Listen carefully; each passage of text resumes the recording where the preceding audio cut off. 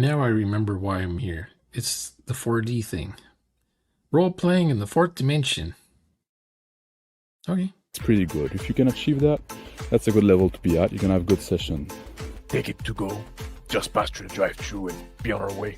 You need to have like a 4D table, a 4D GM, and a 4D session for that. You mentioned breakfast. Here, I wanted to get you some food. Fast. In a bag. That was acceptable speed. But now the player are also willing to be co-creator of the world and integrate, like manifest stuff that makes sense, right? By the light of the Asiago, we must make haste. You have to respect the setting, you have to respect the tone and stuff like that. Will you make sure our beef stays fresh and never frozen? Dave's signature combo? We will do what we can, son.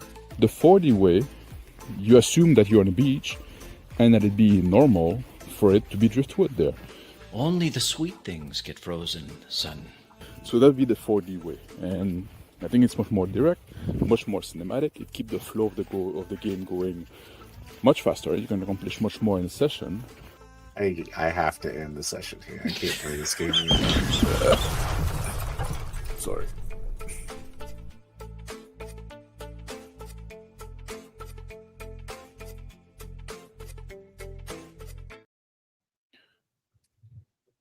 Hi, everybody, and welcome to another evening with my pals. We're getting a 4D game in, revisiting The Harvest. We did this a while ago. Remember, Crispy? I remember. Remember? And we decided to do it as an experiment to see if 4D could horror. How do you do horror? Basically, it's more of a response to how whenever everyone plays horror, they always make it into a joke. It's like a bunch of campy shit. So we're gonna try and if you take it seriously, is it a better game? We'll see. Maybe. And so we don't really recap stuff, but we got Mr. Max over here. We got Table Runner Crispy. I'm Phil the Thrill, and we're just gonna start us out. Oh, we've switched over to EZD6 as our game. Speaking of which, this okay. All right. So My shepherd's crook in hand. Are we okay to start? let me start us off here. Okay, let's do it. My eager.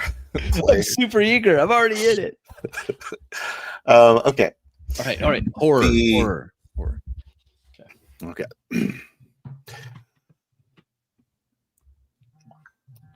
The question. Oh, okay. 1 second. Getting some things. Okay.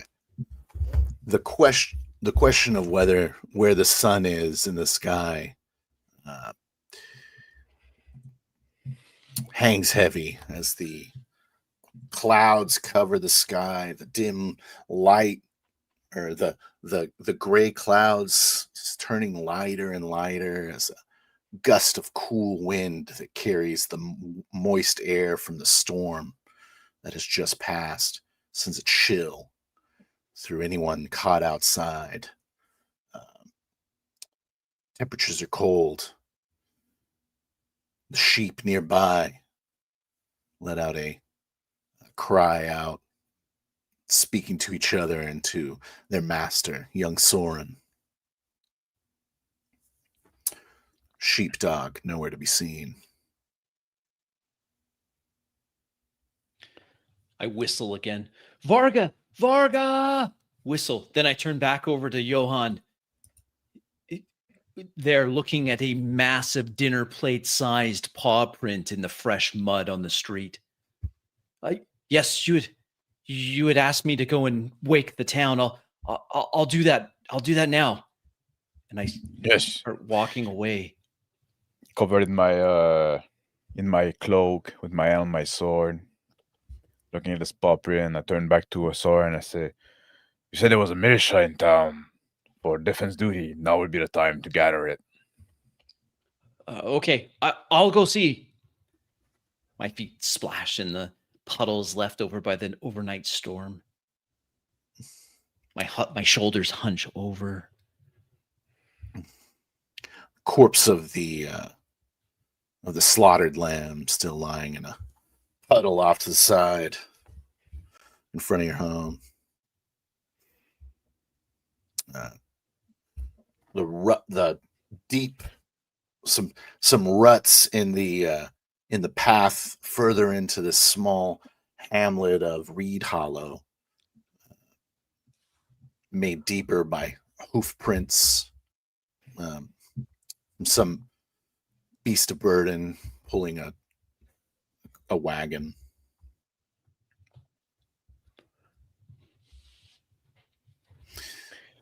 In the rain, I put my feet next to the paw print, comparing its size.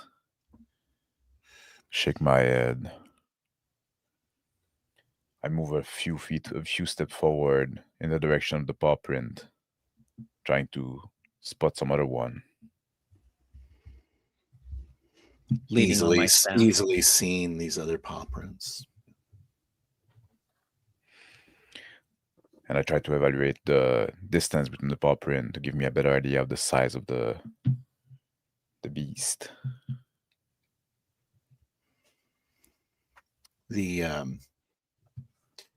This beast looks to be maybe twice the size of any normal wolf that would have this shape of print.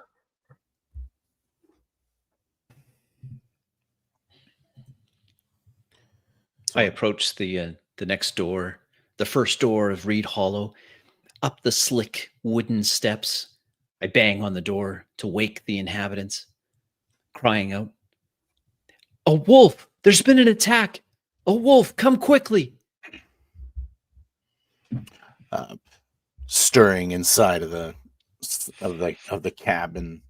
The cabin is on these kind of stilts. There's a little sort of stairwell that goes up to this to the main area, living area. The creak of the floorboards from inside of the cottage ring out as you hear as a gruff man says, "1 second, is that you there, Soren?" Yes, I stammer back. "Yes, it's me, and there's been an attack. I have to go wake the others." Rusty doorknob creaks at the door of Brandon, the farmer. He opens. It's a massive man, almost as wide as he is tall. Stands in the doorway, almost filling it. He goes, "What is that now?" Prince Spit it out, boy. Prince in the mud. I stammer back at him, pointing at the sheep pen, and down up the street where Johann is hunched over the prince. "Come, please help! Please help!" Crouches down and walks out, looks out. I'm taking like some branch that I found on the ground, and I cut them in point with my sword, and I poke it in the ground next to the paw print, marking them where they are. Rivulets of water coming down the hillside, down the path that the wolf took, or this wolf beast. Over at the cottage, a large man, Brandon, is looking out. Catches a glimpse of you, Johann. That soldier arrived yesterday. He's there. He's marking the prince. I turn around, and with my shepherd's crook in hand, I walk down the slick steps to Quickly the muddy grabs street. your shoulder. He says, "What did the wolf do? What did he take?" Turns you around sort of forcefully.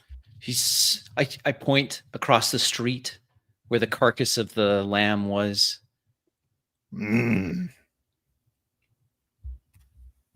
Lets you go. almost with a shove. Slightly off balance, I quickly go down the stairs. After marking a few prints, when I'm getting further away from the village, I stop and I stand and I turn around and I see Soren talking to this man, and I start walking toward them. Brandon the farmer leans on the railing that surrounds this porch. He looks out at you. He's got a real grizzled face. Looks like there could be scars, or it might just be old. Large man, bearded, long hair that's kind of stuck to his head. I make my way to the next cabin and repeat my message. When I come close to the farmer in his door looking, I say, "Hello, farmer. Soren told me there was some kind of militia around here. You have a spear in there? It's time to take it out." He says, militia around here. I don't know about that. I suppose I'm the most capable man. Let me see what I got. He walks into the house. Floorboards creaking underneath him. At the next house,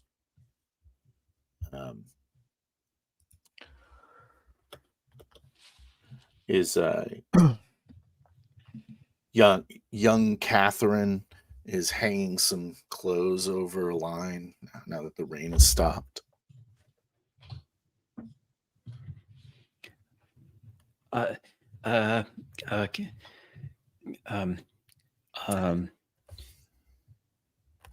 discombobulated by the young lady in front of me. Catherine, there's a big wolf, and I have to wake everyone. Please let everyone know. Please.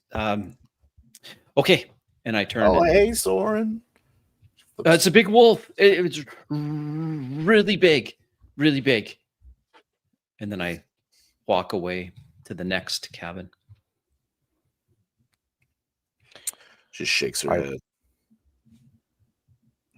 When the farmer goes back inside, I pull the hood off my head, exposing my short but uneven hair, and I turn around, my back to the oval, looking at what their step is, nervous.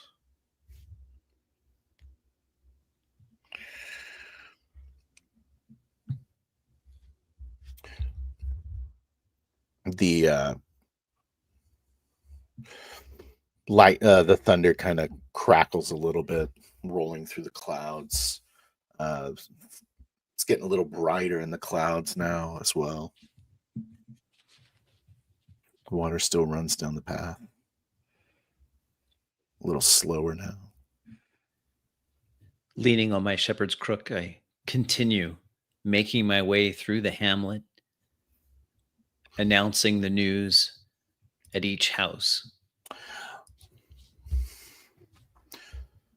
The large house of Old Meg sits at the top of this hillside. A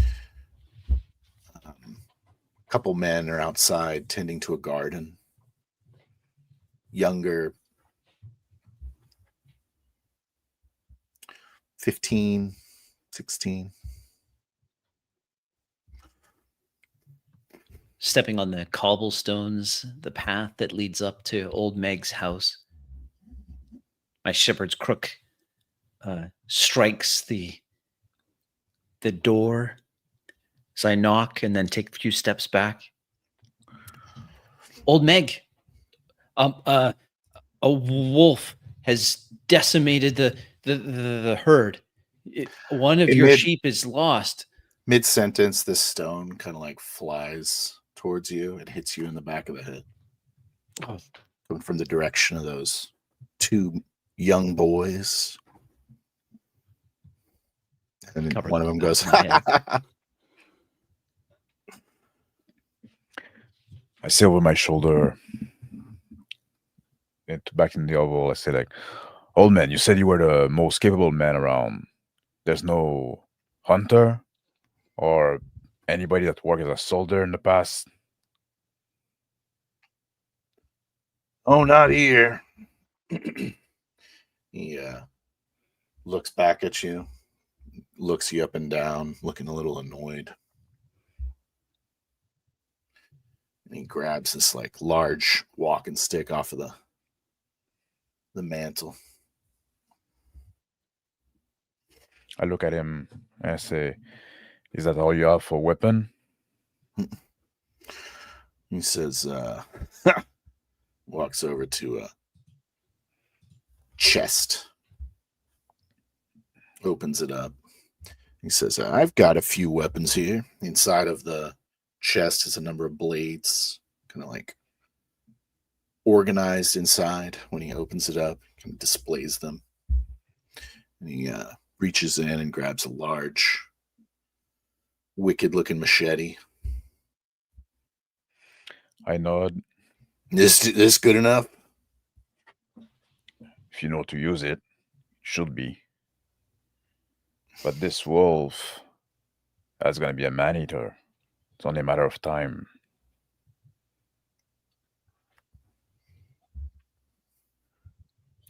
Makes you say that. Shuts the chest. I Spits nod them. all over where I marked the print. I say, go have a look at those print. Tell me if you saw such big print for wolf. Well, why do you think it'll eat a man? Wolves usually stay back. Not when they reach that side. You won't be satisfied with those little sheep.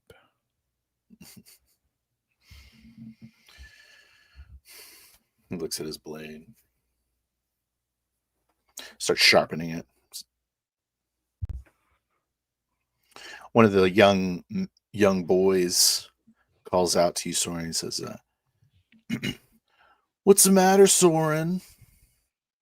You lose another sheep?" Angry, I bend down and the slick stone that struck my head is in my palm.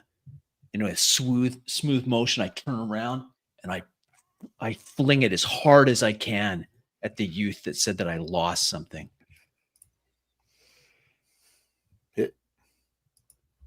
I go, "Ugh."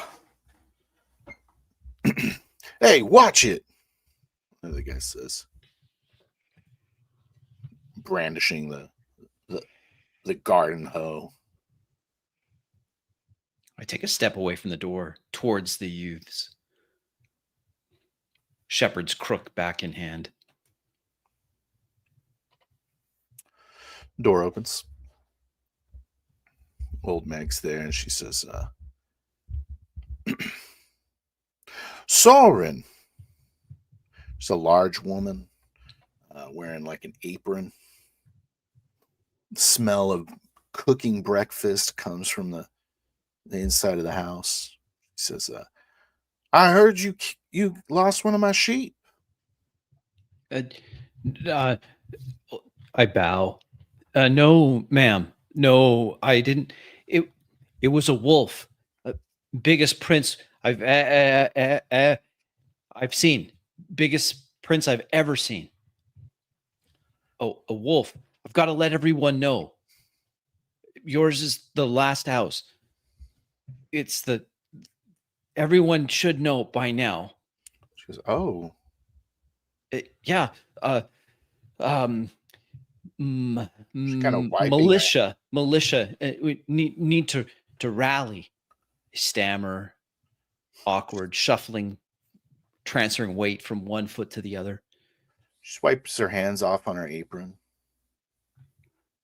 She's looking in serious, deep thought.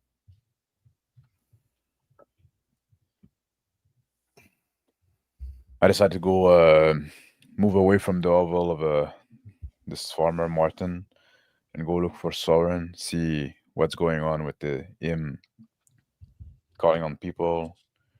I see the commotion in the village. People starting to yammer. It's easy to follow the trail of where he's been. Make my way to the big house.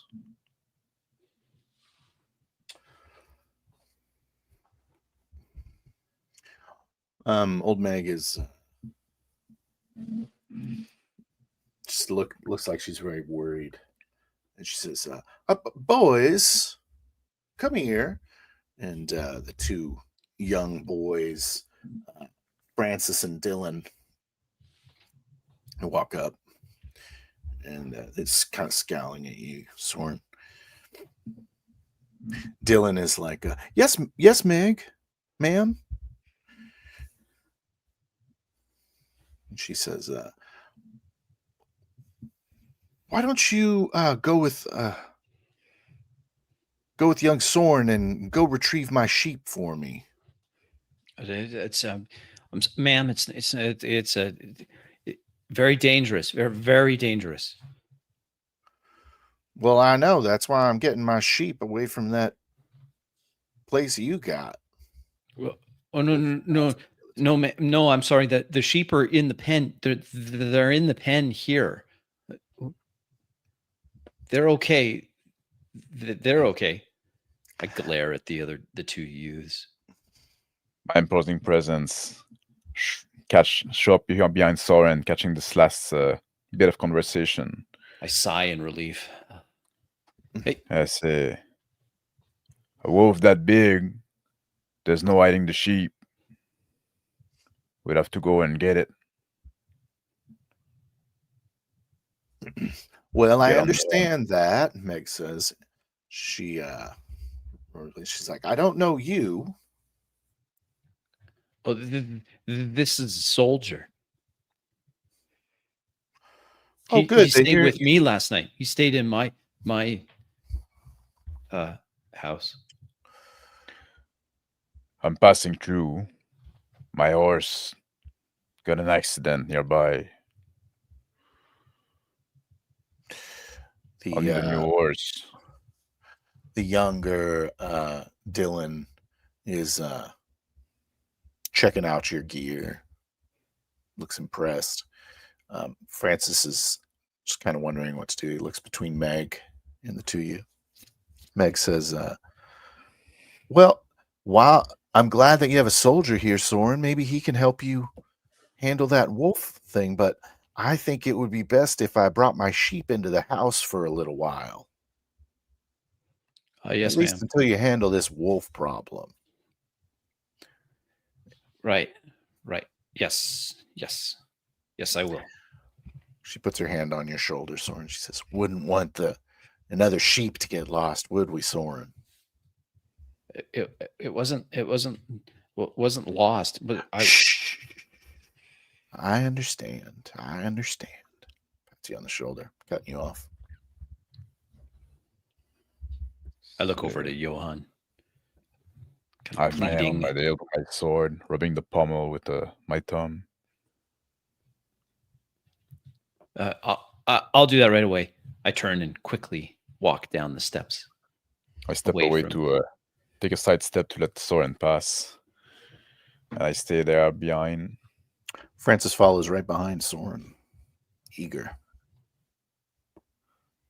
I look at old Meg and I say, so there's no veteran, no hunter in that town. She says, old Brandon's probably the closest thing we have to a farmer. Oh, and of course, I suppose Gabriella could be a hunter.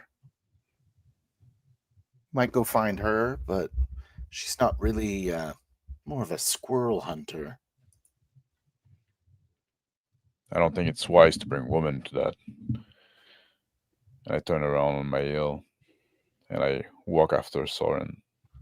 No, she calls out, I'll pay you handsomely, Johan, if you bring me that wolf's pelt. I step and I turn over my shoulder, put my head over my shoulder, looking back. Say, I'll get it for you if you can get me a horse. I think I can arrange that. She nods. I nod, and I keep walking after Soren.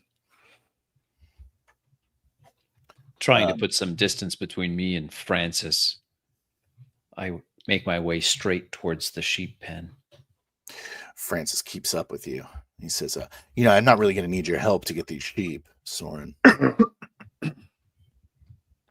Whatever. I know which ones are Meg's. But then they can be your responsibility. I call over my shoulder. Wind picks up. It's like a whistle. It's like kind of like it's drowning out the voices, making it hard to hear.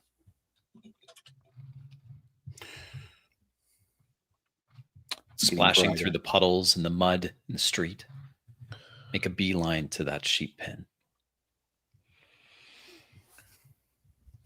Going on follows right behind, Dylan following behind Johan. Walking fast, catching up to Soren. I say, this village call you curse. Yes. Seems that they're the one that are. They blame all their troubles on me. You're probably Dylan right. Scoffs. Ha! You kidding? Soren lost a sheep. Just another thing in a long list of Soren mistakes. I turn around, spittle coming from the side of my mouth as I scream at the top of my lungs. I didn't lose anything! Dylan just looks at you and he just goes, he says, whatever. Kind of shaking and just in emotion. Taking a step back. I throw my chin at Dylan and I say, like, are you going to come on the wolf hunt with us, boy? No, I got to take care of these sheep. Now I turn towards Soren and I say, like, this is the curse of this village. Old man and weak man and woman. No one to take care of business. I look up at Johan, taller than me, and I just breathe heavy and then turn and walk towards the sheep pen. Dylan stands back a ways. Francis is already at the pen, identifying the sheep. He's eyeballing Soren. I'm just standing there, staring at Dylan. I call out the sheep by name. They respond. I open the gate so they can start moving towards. They gather around me, know me well.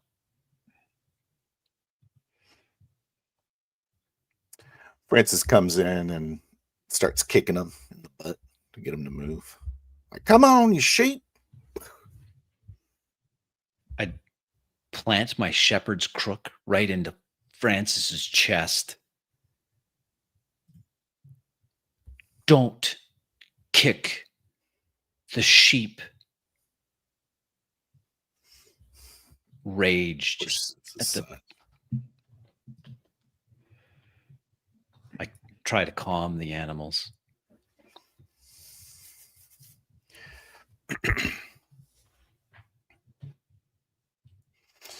They maul about you, they move behind you as Francis just like stares at him. He's like, oh, well, I got to get him back to Meg. The scream have me break my eye contact on Dylan. Now I turn around looking what's happening briefly before putting my attention back to Dylan. Scowling. I close the pen, leaving the other sheep there, all congregating around close to my voice. And I start walking back the way I came, towards Meg. The sheep gathered close around.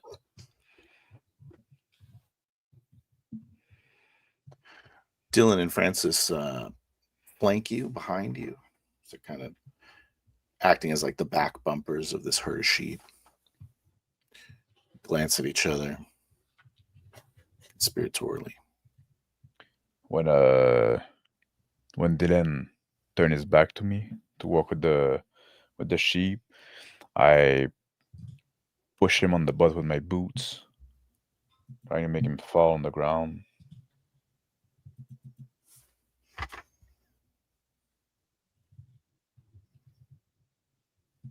He falls on the ground. On his hands and they splash up, getting mud on his face. And he's And I like, just stand "Hey!" up, look at him. He stands up. What, you got trouble walking, boy? Better run to your mother's skirt. Just walks, eyeballing you. Francis looks back. They exchange another glance. Cool chill kind of whips through.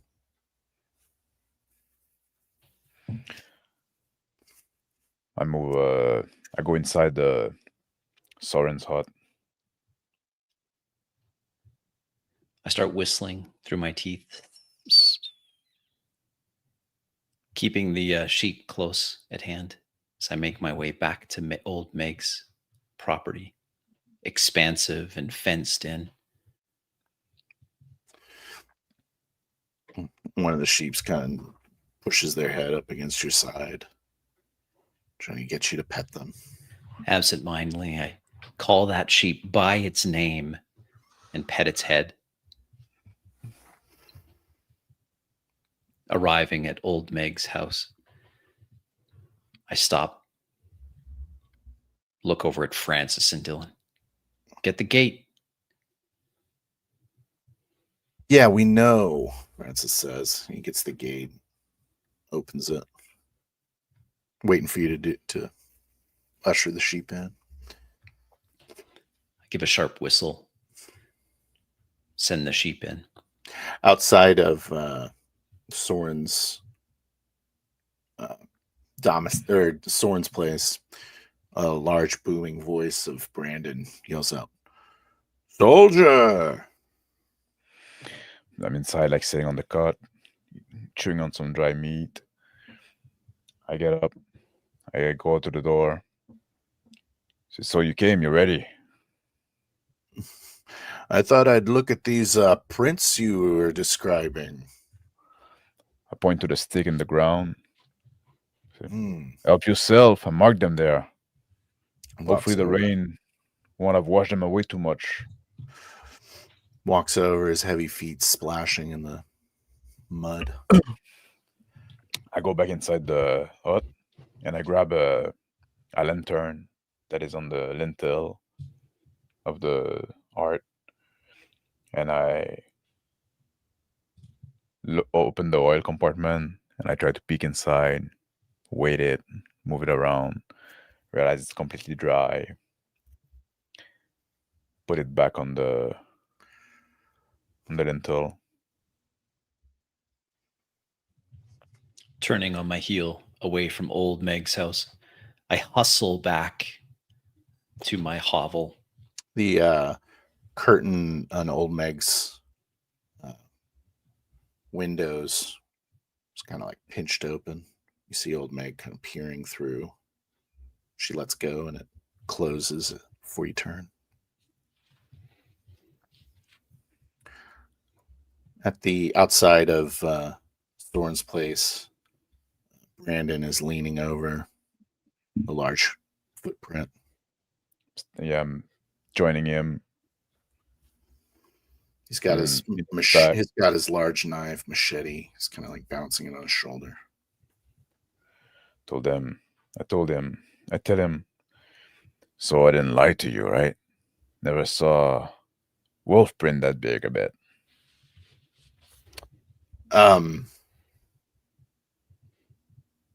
Yeah, I've never seen that before. See. bigger than bear print, but clearly the shape of a wolf's.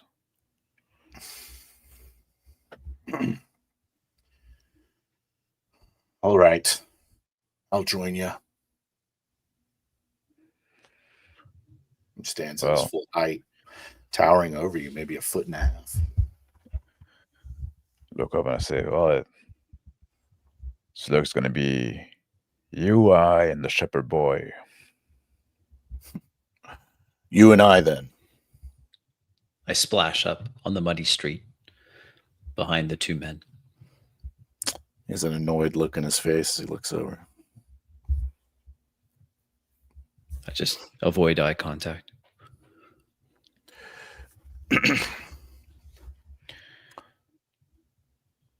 Where's your dog, Soren? He chased the creature. He chased the wolf. I haven't seen him. I whistle again. Varga! Here, boy! Varga! The whistle. I look at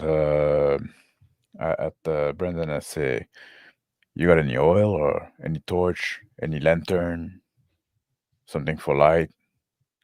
I hope we're going to be able to find it before night. But I want to be out there in the dark. He says, stray wolf, and we're not going to be home by dinner?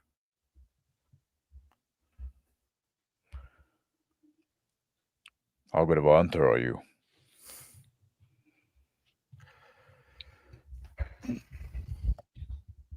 I don't. Not really my expertise. Not mine either. And I look at Soren and I nod up.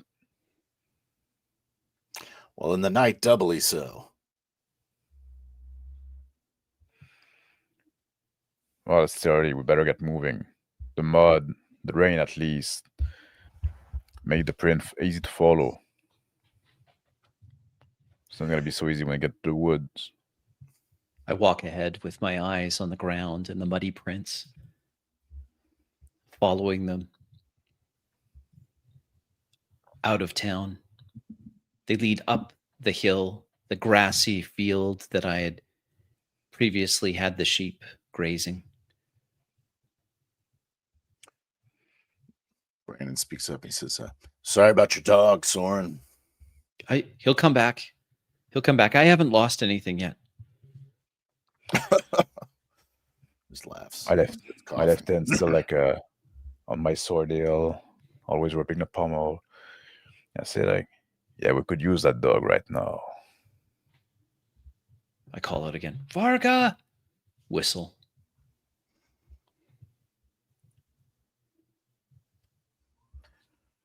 Only return is another low rumble in the clouds. Damn, that storm isn't leaving. Hopefully we don't get caught in it again, or get caught in it. I press ahead, no. following the tracks as they continue to make their way away from the hamlet. Passing by a number of large fields of grain. Ready to be reaped. Behind Soren, I ask him, like, do you know any bosque or any cave nearby where such a large wolf could find refuge? They don't tend to sleep in the open. I try to keep the sheep out of the forest. The forest can be treacherous. We have had animals. I glance back at Brandon. He gives you a stern look. Some have wandered and have been lost. But not under my care. Never under my care. Couple of people, too. That's a true evil beast. Starting to go after people's and people's livestock. There's some devil in there. Look at Soren. Yes. I'm sure you'll find one if you go looking for it. Seems to be how devils work, especially around here. I bend down in the field and I take a few pebbles and put them in a pouch on my threadbare cloak. I'm drawing my sword out. And I'm hacking at some branch as we walk. Approaching as the sun continues to rise, the clouds get brighter, but stays this dingy gray. Difficult to tell what time it is. A light, very light drizzle, just kind of making everything a little wetter. I stop at the edge of the forest. I reach into my pocket and I pull out my prayer beads. Just stop there at the edge, mumbling. I stop behind Soren. I look at him. I say, well, I hope this is gonna help.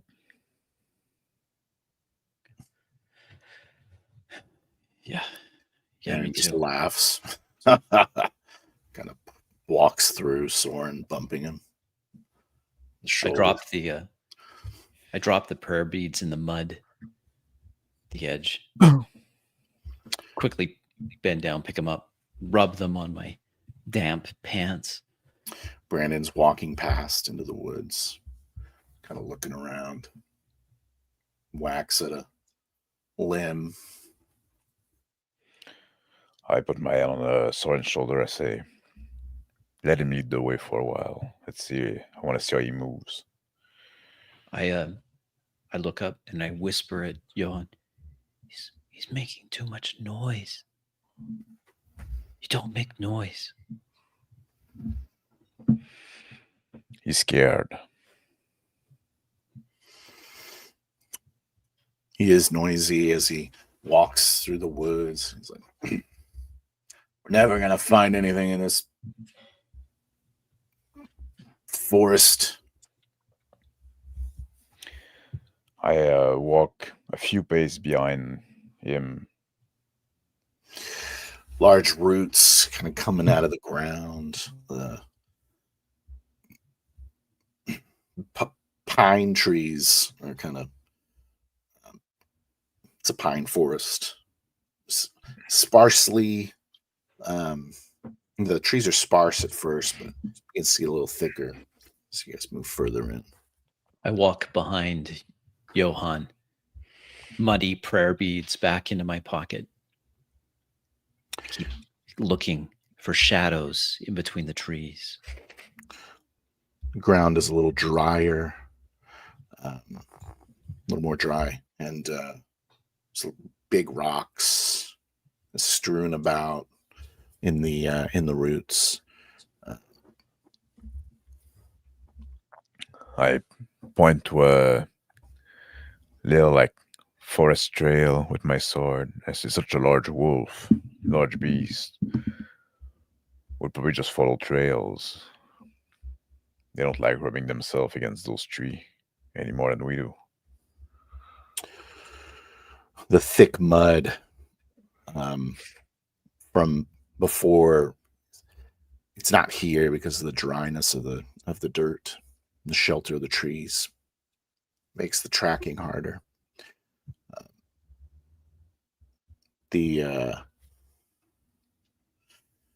Brandon continues walking through, and he's like, I'm getting hungry.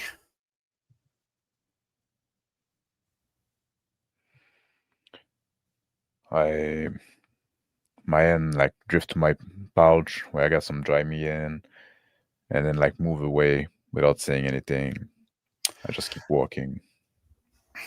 Brandon just sits down on a large root or a fallen tree. I walk up beside Pulls his Johann. back out. A wolf can smell that. Be drawn. The big oaf, the big farmer, he's gonna draw it in. I look at Soren and I say, that might be our best chance to get that wolf. Brandon speaks up. What are you two talking about? Nothing. I turn around quickly, start walking away, looking for a game trail to follow. He sits down. Doesn't look like he's going to get up anytime soon. Starts biting the piece of jerky. A small trail. Looks like used by deer. It cuts through to the left. I follow behind Deeper in the Soren and woods.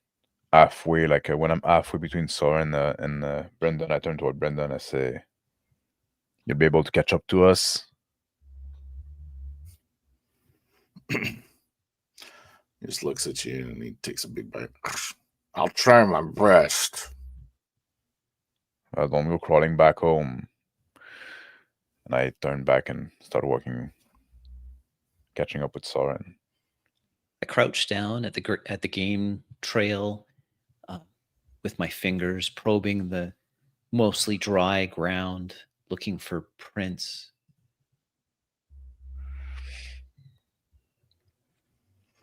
Looks like deer, but it's something. A smaller, different print mixed in with the deer.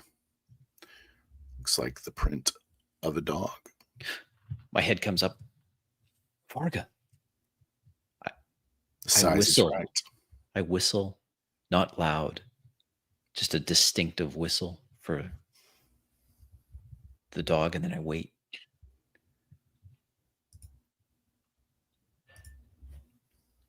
So you think a dog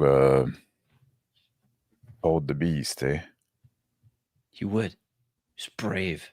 Stupidly brave. Well, hopefully the stupidity didn't get the best of him. Yeah. I stand up, start walking down the deer trail.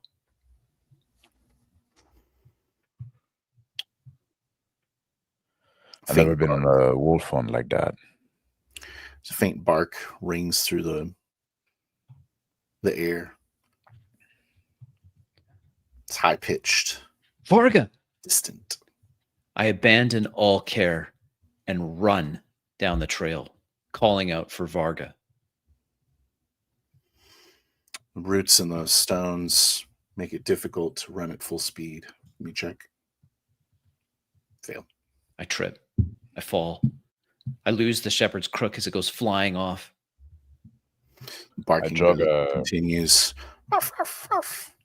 I'm jogging behind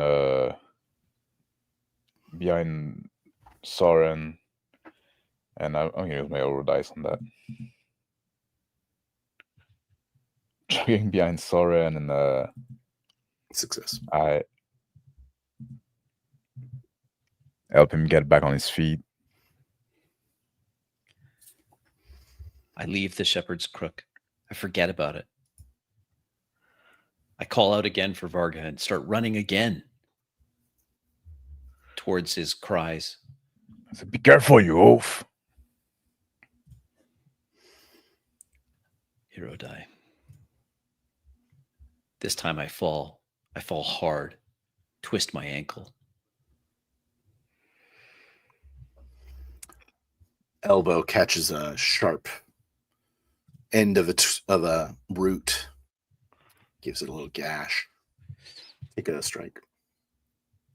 Some blood on my hand. Cut. My eyes wet. Varga! I stumble, slower now, but still determined, towards the sound of my dog. Heavy droplets begin to fall from like the tree limbs.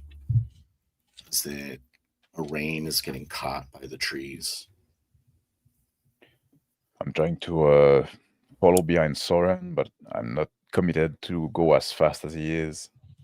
Watching my step a little more carefully. A little bit of blood left behind where Soren had fallen. Some large leaves nearby, these kind of like big puddles, big rain catches around. You can recognize like debris. the print of the man, like in the needles on the floor that have been disturbed. And I shake my head. I say, "Oh, fucking like, Soren, you fucking idiot!" Barking is getting closer, Soren. I reach into my threadbare cloak pocket and I take out one of the stones I'd gathered from the field. And from my other pocket, I bring out the prayer beads, which I now let stretch out to their full length, a small leather pouch on one end. I put the stone in that pouch and I start to swing it. The barking is getting shrill. There's an urgency to it. I call out again, Similar loud. Similar to when the sheep was found earlier yesterday. Barking is not affected by your calling out. Still continues, shrill, loud, getting closer. Hearing the Soren like yell Varga, like yell about his dog, I'm picking up the pace a bit, trying to catch up to him.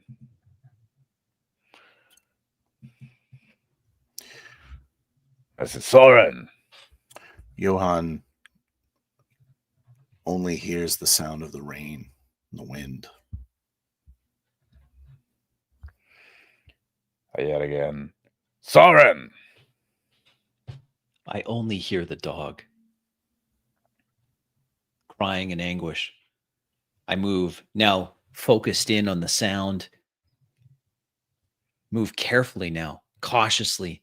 The prayer beads whistle as they swing in the sling. Behind you, all sound kind of cuts away, Soren, and you hear a deep growl. A large beast making this growl. Eyes wide, I spin around, raise the sling above my head, and give it some quick spins. Johan. In frustration that I lost Soren's trail, I strike on a tree branch with down with my sword. Then I turn around. I realize, like, I don't know where I came from. I lost my path, I lost the trail. I say, oh, for fuck's sake. This forest managed to split us all three. Soren. Stone, the prayer beads fly into between some trees and they just hit a log. There's no beast there. I turn around, looking panicked. Then I remember Varga. I call out for my dog. The sound is gone. The sound of the rain returns. Wind whipping through. Very colder than before. I turn to where I think I came from, and I yell, Brandon, farmer! Then I turn in the other direction, Soren! I hear Johan calling. I put another stone into the sling, but I don't swing it. I just hold it as I start making my way back. towards Johann. A pop of a tree limb to Soren's left. Something's walking around out there. Past the trees. A shadow moves before you can look. With my sword, I cut a bit of the bottom of my cloak, and I tie it on a branch by the trail.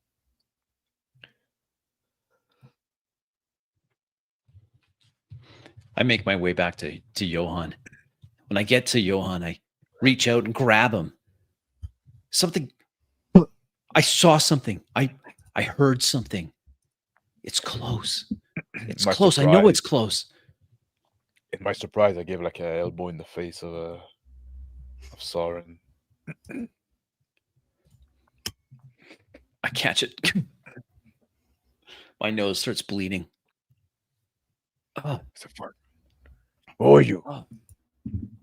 Don't jump me like that.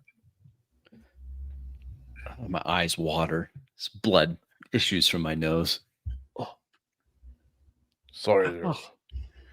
I'm a bit tense. Try to clear my head.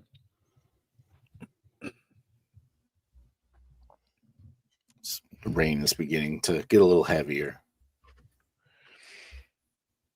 I turn toward the path where I think I come from. I say, I don't think we're gonna see that farmer again. Oh, Brandon? You don't think we're going to see Brandon again? I think he's gonna go back to his place. I heard my dog. Did you not hear my dog? A pop of another twig being crushed just off to the north, deeper into the woods. I'm turning toward the noise, and I'm raising my hand in front of Soren. The back of a furry creature kind of runs off into the woods. There, I point. And I run after it. I tried to grab Soren with my hand on his shoulder, my left hand.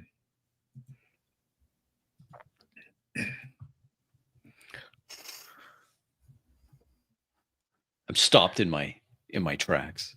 My feet go out from underneath me. I land heavily on my butt. So that wasn't your dog. So you saw it too then. I wasn't imagining things. I didn't saw it. I didn't hear it. I heard you yell after him. And then you went running like a madman. Another pop to your right.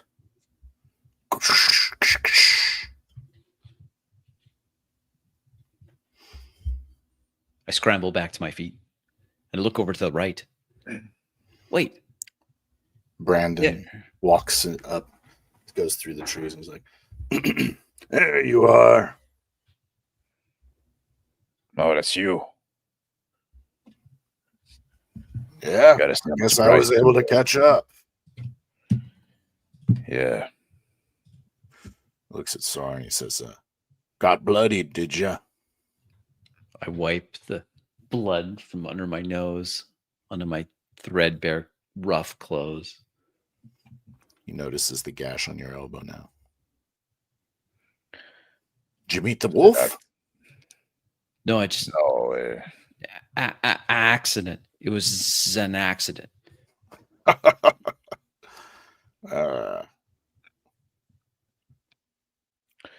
you could have been blooded too, just walking on us like that unannounced.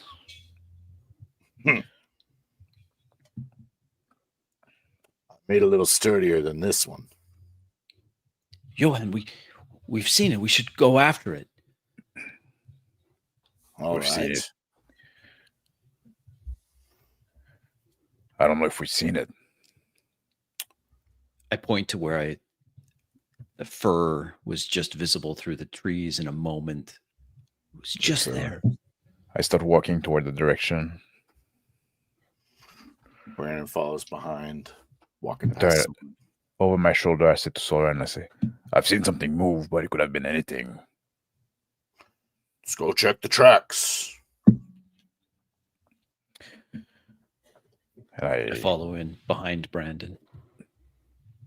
make my way across the branches. I look around if there's like broken branch on the tree, low on the tree. Looks around. I say, I don't see anything.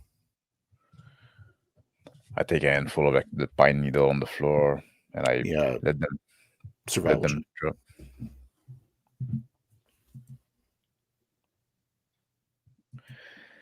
And I say like, this fucking forest, like, it's made to idle the track. There's other signs. There's other signs, I say. As I walk up and examine for broken limbs and underbrush. See? It did pass through here. Something did. It is a broken twigs. The only evidence here. Some stones. It's kind of made a hard, beaten path here. It's like a well-used path for prey animals. Maybe among other things. So what do you know, Soren? I reach down and pick up one of the pebbles, put it back Bro, in my we just pocket. saw a deer. On Soren, No. he's a jumpy. He's afraid of his own shadow. I glare at the much larger Brandon, and then I yell, "I'm not afraid!"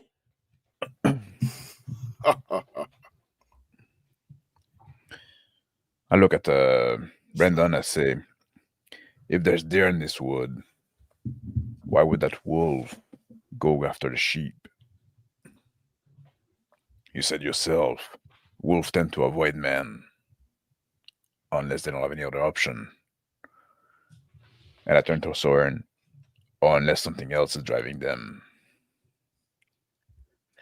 I don't even hear. I'm just breathing hard,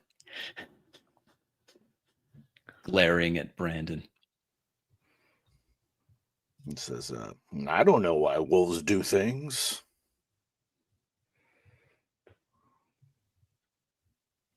Just a hazard. Well, Just ignoring Soren. Trying not to look at him.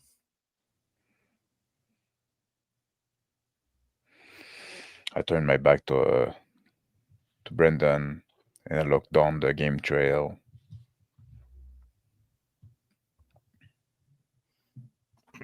I look over again at the game trail, back at the broken twig,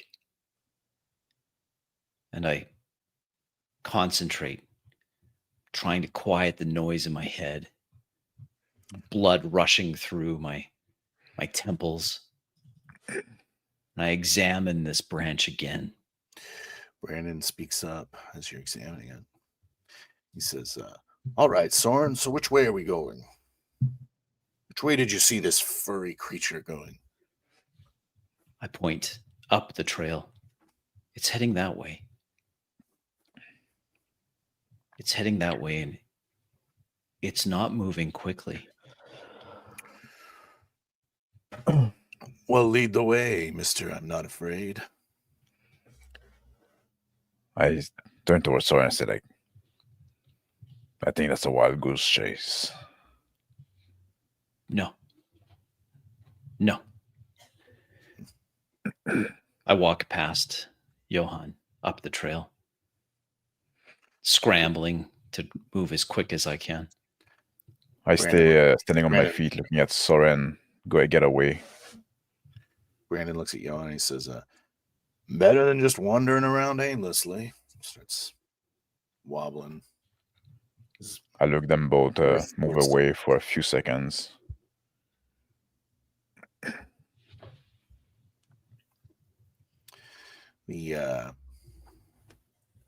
evidence of things moving through here is all over the place now.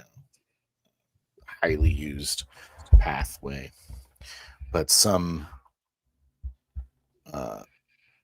definitely fresher tracks or signs of life have definitely gone through here.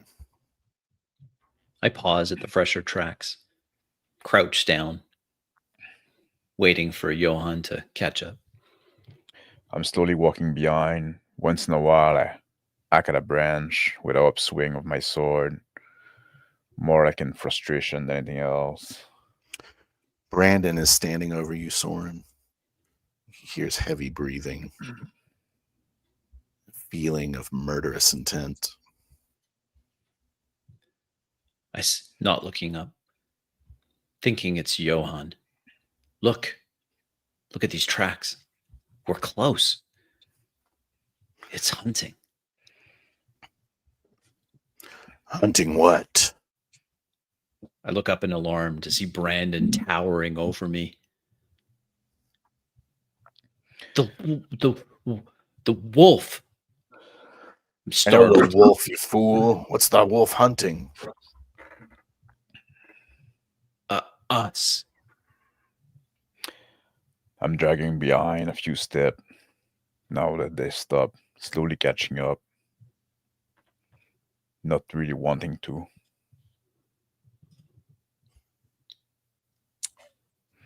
A pop. Again, the sound of that heavy footprint deeper into the woods to the north. Brandon, clearly noticing, turns towards it.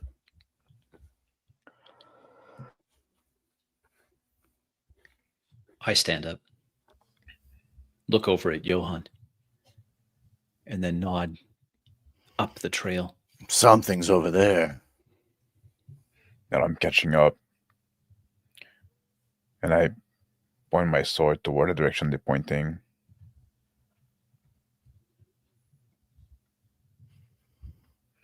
Points over there. I crouch down, trying to look through the trees.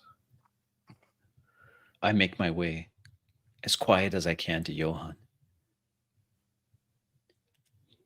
And just like watching you walk past him. Where are you going? I just glare back at him. I'm afraid, remember? He tries to kind of stand up taller to look over the brush. I see I you lean and in. Soren coming up. I say, if we see that wolf roaming around in the day, what's our plan?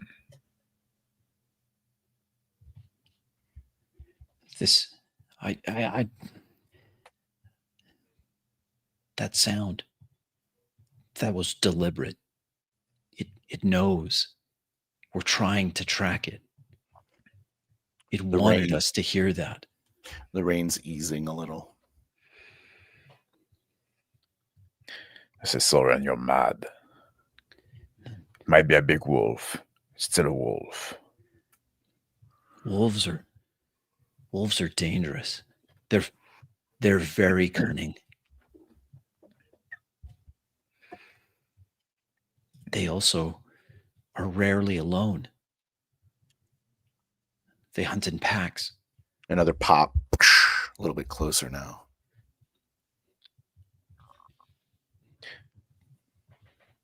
I tug at Johann's sleeve. You hear that? We have to run. Run. I look at This is our Soren. We're not chance. running. We're not running. I'll make him taste of my own fang. I move my sword around. Brandon looks over at Johann and nods. Pulls his sword down. Stick at the ready. I look in the opposite direction of the sound. I step away from Johann and his swinging sword. Get my sling out again. The opposite direction is clearer, brighter. little bit of sun peeking through the trees. Somehow managed to break through the clouds previously. So we need to get the wolf in a place where he cannot retreat. We need to corner him. Maybe Soren injure it with that sling of his and return to its den. I look at Brendan and say, I wish we would have found him in his lair. That would have made things easy. It should be close. It should be close. Another pop. I think I crouching down still. I start moving toward the noise. Yeah, stealth.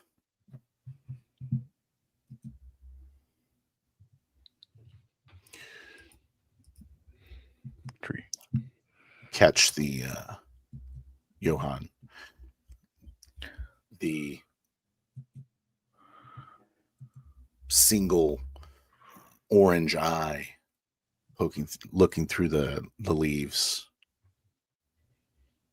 of a beast.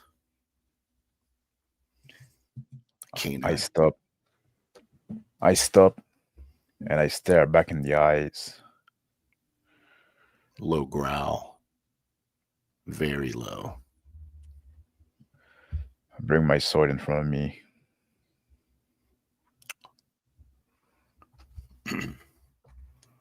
Brandon starts kind of Slowly. like walking through the brush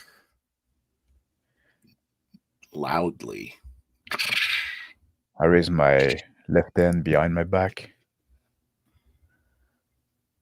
keeping my stare in the wolf's eyes. Soren. I look over at the sound Brandon is making, and I see Johann's hand up. And he's frozen, staring into the brush. I try to follow his eyes. Success. Little snarling lip. Long fang. You kind of see past the bush. I'm gazing into the eyes. I'm judging the size of the skull of that wolf. Bigger than mine. Stares right at you. I Sort of predator looking at its prey or wondering if it's the prey. very slowly, my left foot start moving forward and go Kind of down. like shakes a little bit. You see like its face kind of move. You see its teeth like. And I stop again. I stop moving again. Still looking in the eyes. Growl gets a little more intense, audible to everyone else. Brandon says, no, audible gasp from Brandon. The slight movement of the wolf's head is enough. The sling whistles as I fire the rock.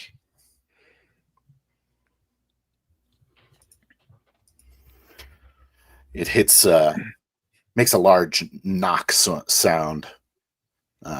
The register hitting some bark somewhere, and the wolf kind of leaps up and starts to run off. Big shape, just like pushing through all this vegetation quickly. Brandon says, "Oh, there it is!" I spring to my feet and I start running again after the wolf, but I quickly give up after a few steps. Brandon catches his foot on a root, falls over. Big crash into the woods. Some birds kind of fly out. I also run after the wolf.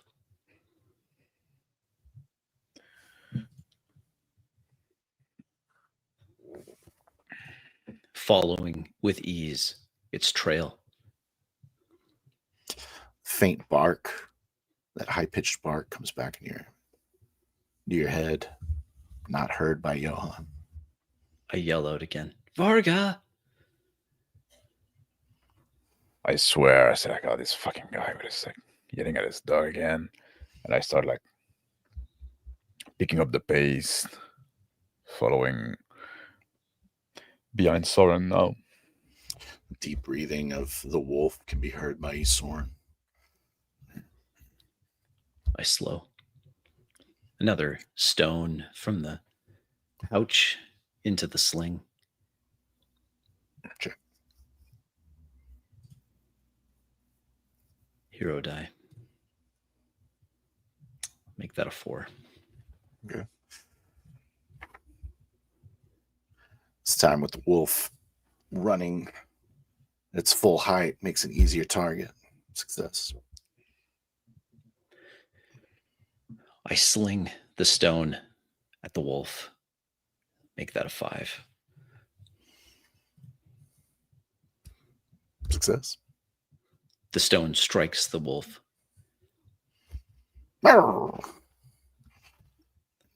Kind of like Johann, I hit it! I call out. scurries a little bit and kind of runs off to the right.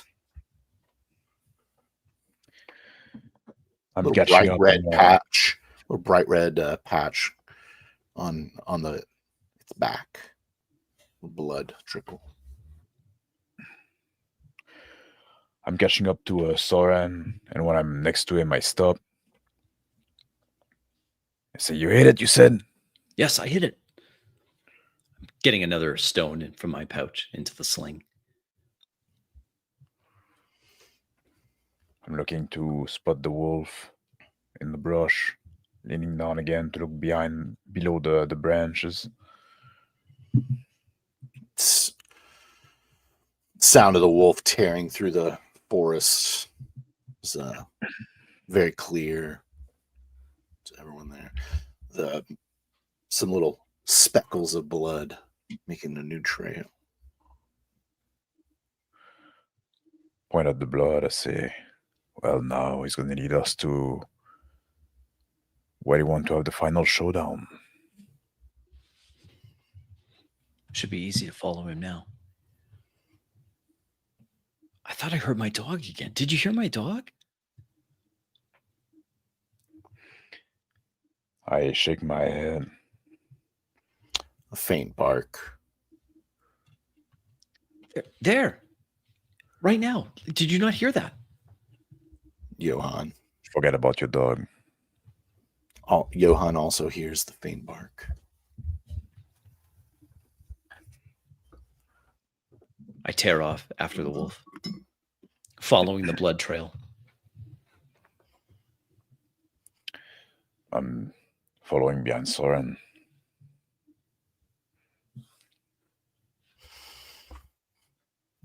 Trail goes on for another 5 minutes. And 10 minutes.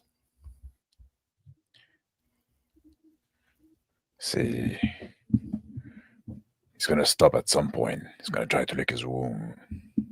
Probably in its lair. I whisper back, If its lair still is pressing on. closed.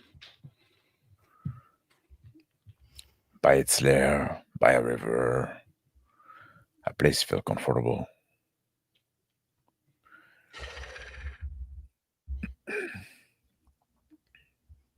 It's beginning to get dark. I look over my shoulder Thunder. and I said, I tell Soren, like, "Where the fuck is Brendan?" I don't know. I've been following this trail.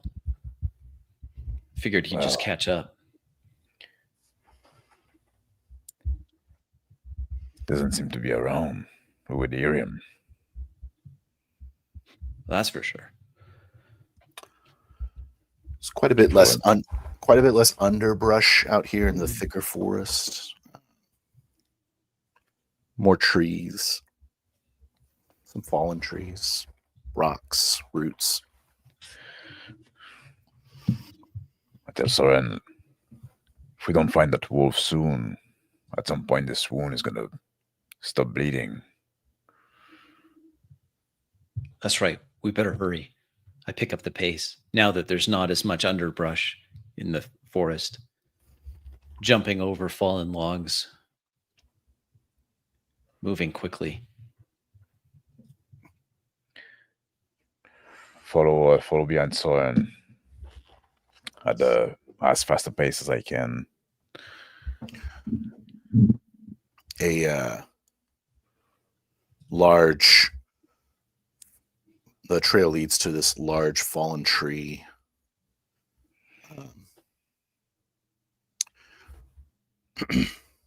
And it goes across this this sort of waterfall area. So it's like fallen over on top of a rock face, which has this kind of babbling creek waterfall thing going on. Leads up into the hill country. I put my hand on Soren's shoulder and I point at the scenery, the vista, and I say, if I was a wolf, I would be staying around here.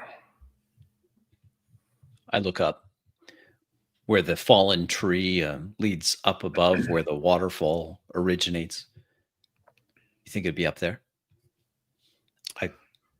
Small bit of blood trails up the log that crosses across this small creek. I point at the blood. Heads up the hill. You're right. Must be close. And it's still bleeding. I say, I look at Soren and say, Soren, this wolf, it's different. When I was staring into his eyes, and he was staring into mine, I swear he was looking deeper. He was looking at something more than just like a potential meal. This wolf, he knows something. Something that wolf shouldn't know.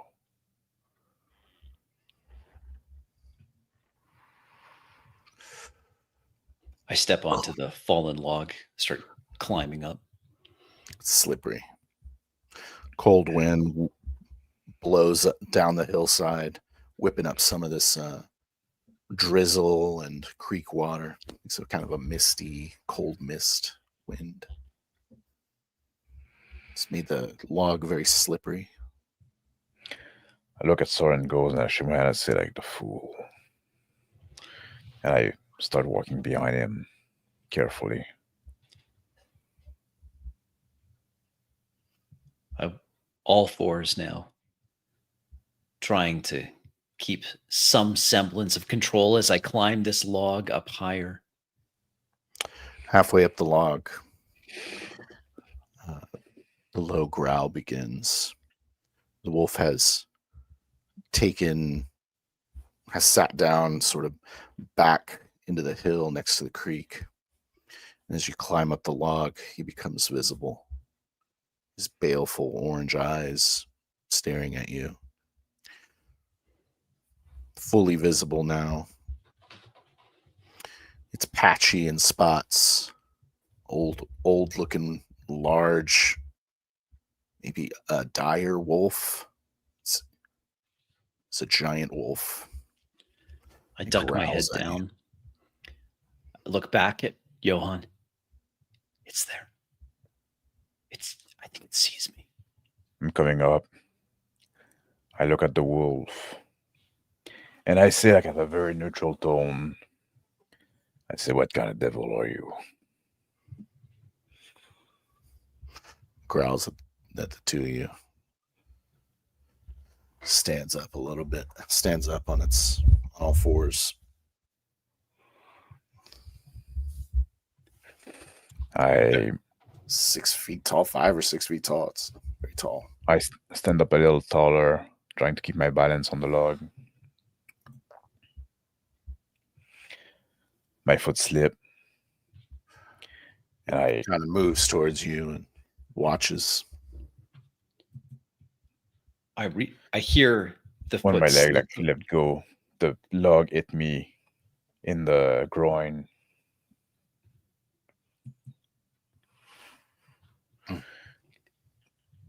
Wolf looks over the side at you, and then he kind of looks up. You're about 3 feet away from Soren. In a panic, I let go of the log from my hands. I go up on my knees, trying to grip the log as best I can with my legs as I get a stone out of the pouch in panicked motions into the sling with the prayer beads. And I try to swing it a few times. Growls at you. I'll make that a 6.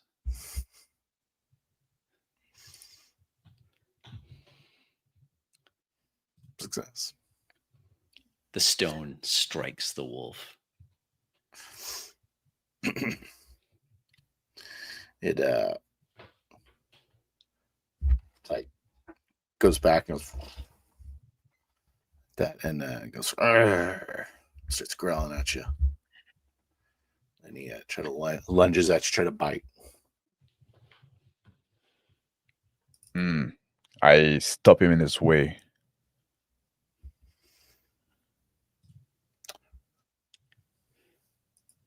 Raising my sword. Bites at your arm, And holding I, the sling, Soren. I strike him. Hold on, Soren. The teeth sink deep into my arm. I cry out in pain as the prayer bead sling drops from my hand. Blood running in Looks at you. rivulets down my hand. He's like holding your arm, his eyes like looking into your eyes as your blood falls down his jaw, taking a strike.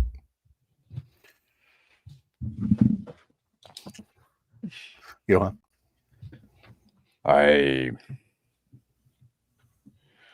take my sword with 2 hands, and I, saddling the log, I try to lean forward a bit and strike at the wolf.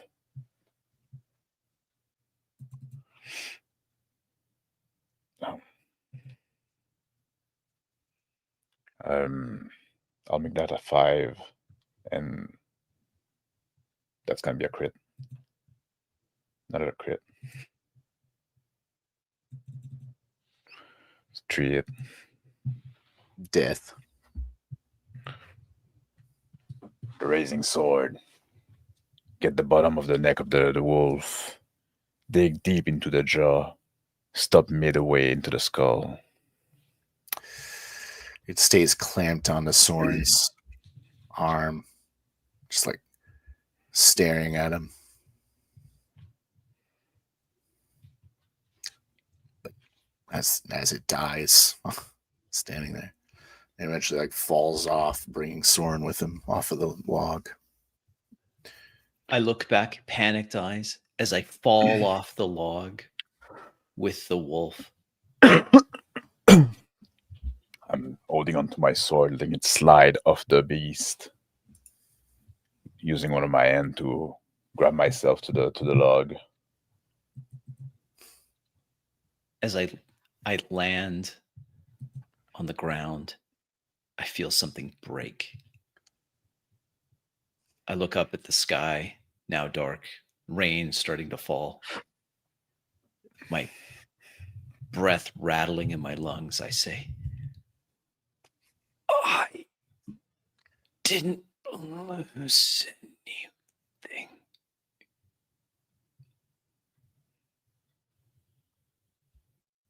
The eyes of the wolf still gazing deep into the eyes of Soren. As both of their blood commingles in the stream, flows down it. I'm looking at the bloody mess down there. I yell like, Soren, you stupid fool. And I slide down the log. In the stream, in the blood. I go over to Soren, looking at his wound. I say, "You stupid fool, but a brave fool." Go on my knee in the water, holding the head of Soren.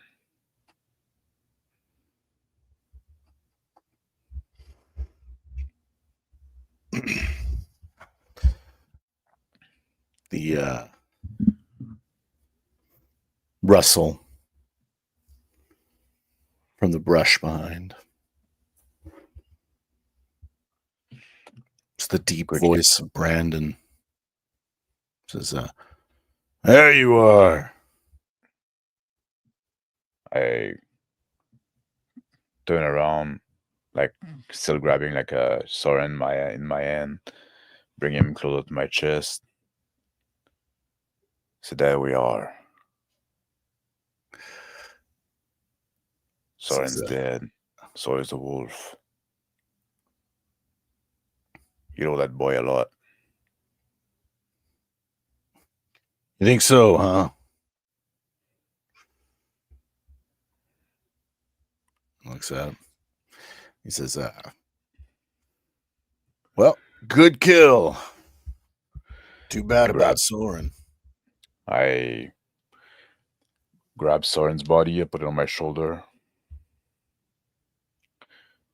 and I say, point to the wolf. I say, "Bring that back to the village. Or at least its head."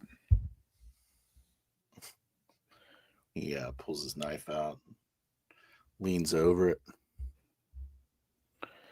I wipe my sword on my cloak, put it back in its sheath. So you know the path back. "Oh yeah, I know these woods like the back of my hand." How do you know? Hacks into the head. "Sure, I live here." I'm walking outside of the stream, with Soren on my shoulder. Brandon just watches you.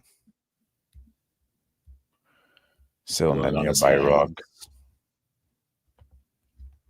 He pulls the head of the wolf up.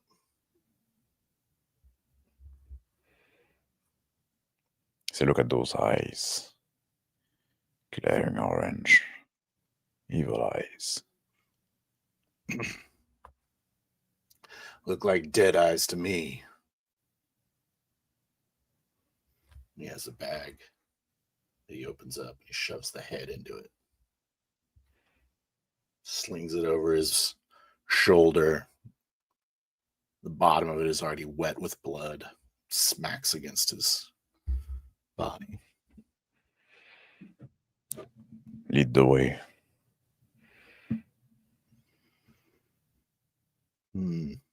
Looks at the rest of the wolf. I was hoping the pelt would be good, but it looks like it's got some kind of disease or something.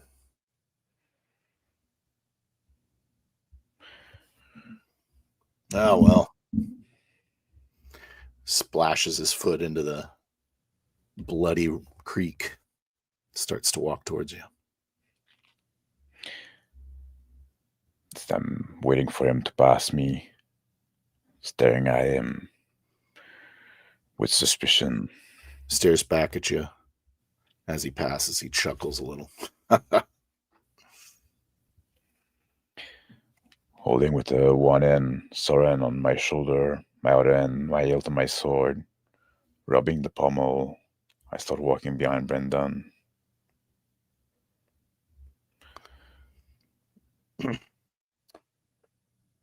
The town's going to be pretty happy this old thing's dead. As long as you give me a horse, and I'll be on my way. Looks back and he's like, "Of course." Keeps walking. I keep walking in silence. Rain is pouring, washing the blood off of everyone. The trickle of blood continues to drip out of the bag. and small trickle dripping off of your armor coming from Soren's busted head. At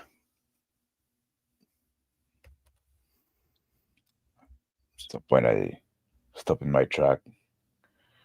I'm listening to the wood. I shake my head. I keep walking.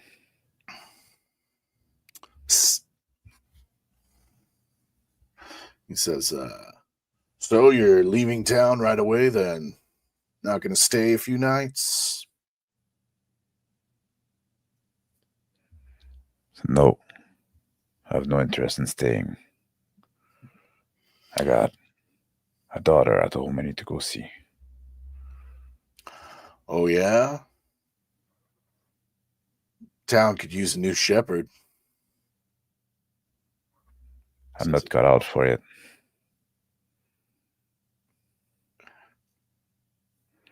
He kind of chuckles. Lumbering towards the town. And I think we'll stop this session. Yeah. That's good with you. Yes. Let's bring back Crisp. Yeah. I'm sorry, I wasn't counting the strike. I guess I shouldn't be counting the strikes, but No, well, I didn't realize Oh, I no. killed you, Crispy. No, that was. I thought that was great. It's perfect. Okay, cool. Yeah. yeah. Oh, that was good. Yeah, I took a strike when I hit when I had Rock. the wipe out When you fell, on the gash, and then I took another one when I got bit, and then I Yeah. took one when I fell. And so I was like, oh, when they there's threw three. the rock at you, did you take a strike? No, I didn't take a strike there, but when I fell off, when I landed heavy, when the wolf dragged me off the tree. Oh yeah. Okay, so you gave yourself a strike on I that. gave myself a strike for that because I was like, That's yeah. fine. I was trying to Land. I was thinking about how to communicate to you that I didn't want you to take a strike there. Oh, right. You could have just said But, roll armor or something, I guess. I was gonna say something like you fall on top of the wolf, but then you're like, I died. I'm like, okay. So the Well, big question is, I guess you win. I win. I died. So was it horror or was it like, I don't I don't know. know. Was it? I don't know. Well, there was no real like supernatural element, I guess, right? Like the wolf was big, but All mundane. Yeah. yeah. I think we stayed Maybe. I like was- the session. The voice of the dog. Yeah, The that voice of was the up dog, with right? that. I kept on hearing the dog. And then I'm Yeah. like, no, the dog. Yeah. Gotta Yeah. save the mean, dog. I guess we're done. Do you want me to tell you what's going on? Yeah, I'd love Well, to know what's going on. Unless I don't know. the fact that you didn't like end after the wolf was dead and Brendan, like I said, well, he has more, right? Like, but I didn't know if you want to do out the trek to the village now with Crispy dead and like just you and I. And Well, I wanted there do, to be like some threatening implications. Yeah, I thought Brendan was going to kill me there for a moment. So he was standing over me with murderous intent. I'm like, yeah. okay. Well, I was trying to. That was meant to be your perception. Yes. Yeah. So, like, I wanted to kind of make the lines blurry. That does Your that perception. right. Okay, that makes sense. Yeah. It's like he's Yeah. just standing over you, but for some reason I see it as murderous you intent. see it. There's a dude standing over you with a machete ready to hack you in half. I was trying to show that Soren's kind of a little unbalanced. Like You definitely did. I was Yes, trying yes, to do, I don't want to be too theatrical, but Yeah. I was trying to get into that kind of like there's some things that maybe he isn't all right in the head. There's something not quite right with this guy. You definitely did that. I guess that could be the end of the harvest. Do you want me to tell you the premise that I have? Yeah, I'd love to hear it. What do you think, Max? So you guys premise? Yeah, I think we could end there, right? Okay, so there are 3 members of the town. Yeah. One of them is Old Meg, one of them is Brandon, and then there's another one Oh, that never got Gabriella? that hadn't gotten introduced yet. It was going to be another Yeah. man. Oh, another man. Okay. Oh, no. I think I was going to end up making it Beatrice, the Oh, Weaver. Beatrice. Hunter? Oh, yeah. Anyways, they are in some kind of murder cult Yeah. where they have to Like like very cool. ritually kill somebody for the harvest. So it's Oh. just something they do. Oh, Yeah. And so we never got there, but cool. there's like this girl who died. Yeah, and they blame me I for should it. have introduced it. Yeah. They blamed you were the scapegoat for it, but it was I really this murder was. cult. And I knew it wasn't my fault that she was Yeah. dead. And Yeah. so that was the dream you were having with like the blood will close the Will wound. It's close the supposed to be wound. like it's supposed to be this like chant that they say while they're doing it. And you were there. But Okay. like they fucked with your head in some way. Right. Anyways, the wolf was going to lead you guys to the ghost of a girl. There was Oh. going to be supernatural elements. And then Okay. because she is trying to communicate to Crispy through the dream.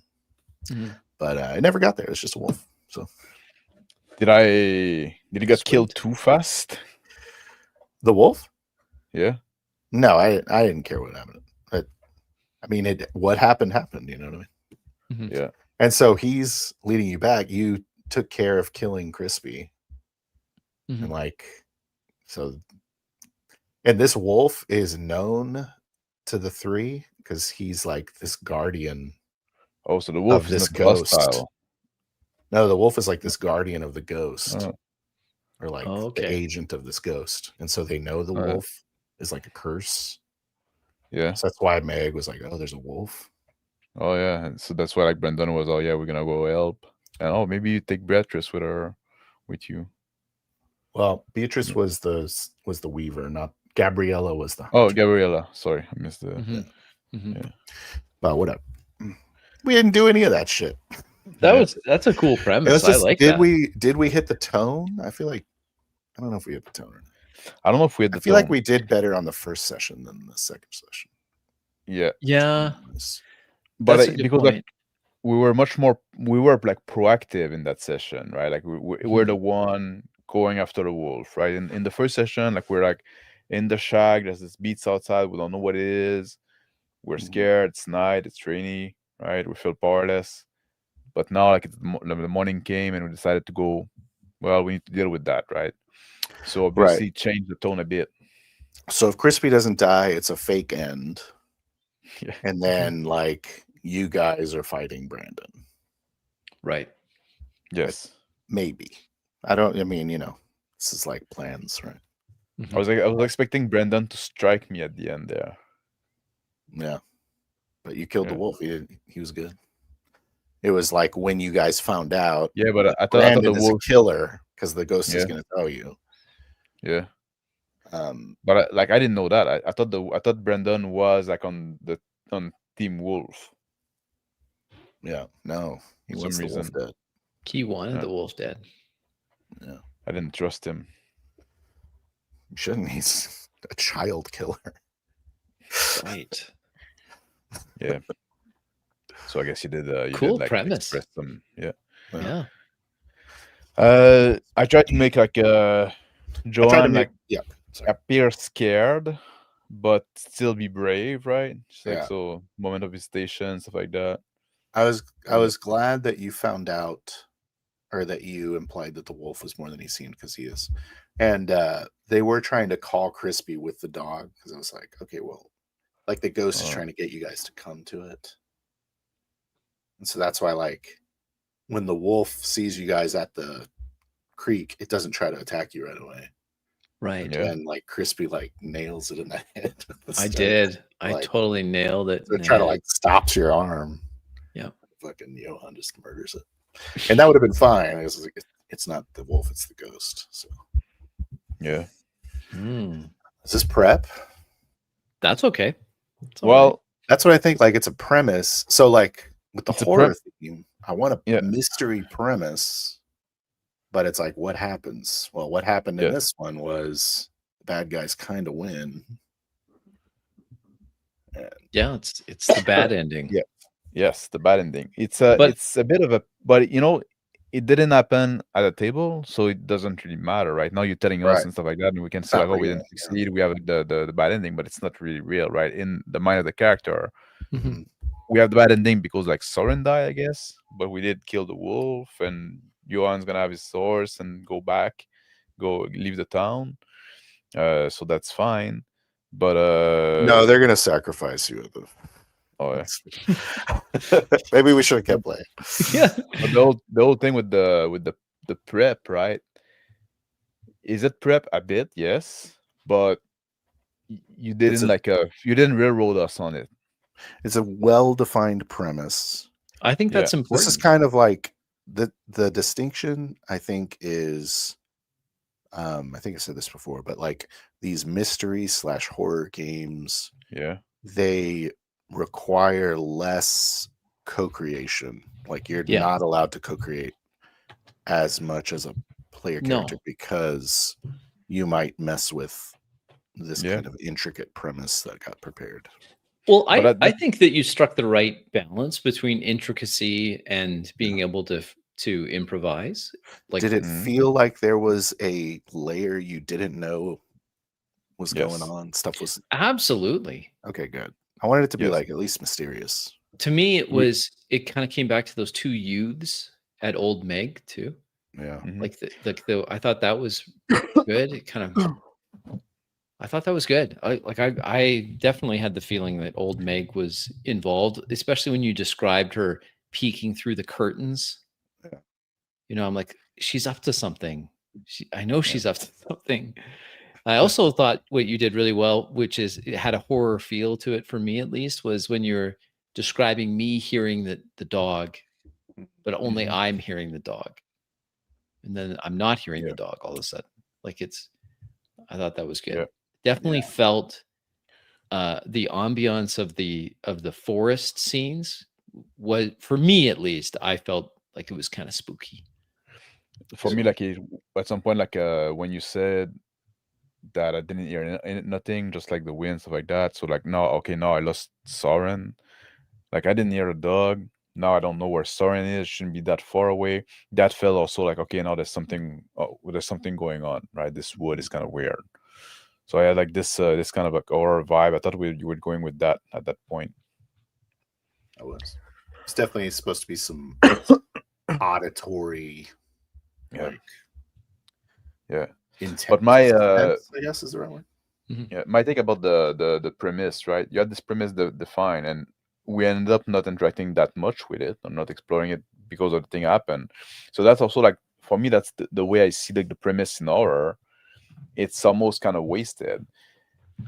If you are more flexible, you know, you want to have like a mystery and stuff like that, and then like you can pick up on like you can leave clue toward a certain direction, Mm-hmm. but you can pick up on the clue of how we pick up on the clue Sure. and maybe lean down that path a little more, right? You know, at some It's point, like, almost like a totally different game though for the GM. yeah, So like I have things running in my head, like I'm playing these other things, whereas the way you're describing it is more improvisational, like obviously, but yes, it's like you're just kind of riffing. yeah. And so like it's like what do you value? Do you value like the depth? So I feel like there you lose depth, maybe. You could Or at least for lose that. the GM is losing out Mhm. on Yeah. like having a real thing going on. But that's the point, right? Like if you want to put like the role play first or the story first, right?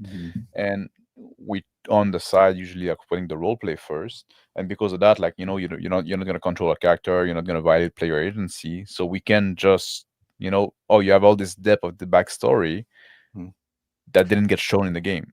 Well, I would say it's more about different interpretations of verisimilitude. So it's like Yeah, the GM has a verisimilitude in his mind, or is it the player that I'm making what they're saying more real, or is it the world that I'm in charge of that I should stay consistent with? You know what I mean? So it's like it's I would say Yeah. that they're both helpful to role play in. Yeah. It's just two But different styles or Yeah, maybe themes or tones. I I don't think would it's s- either of those things. It's almost like right. its own genre in role playing. I don't mind at all role playing where there's a definite premise, like that Yeah. where there has been.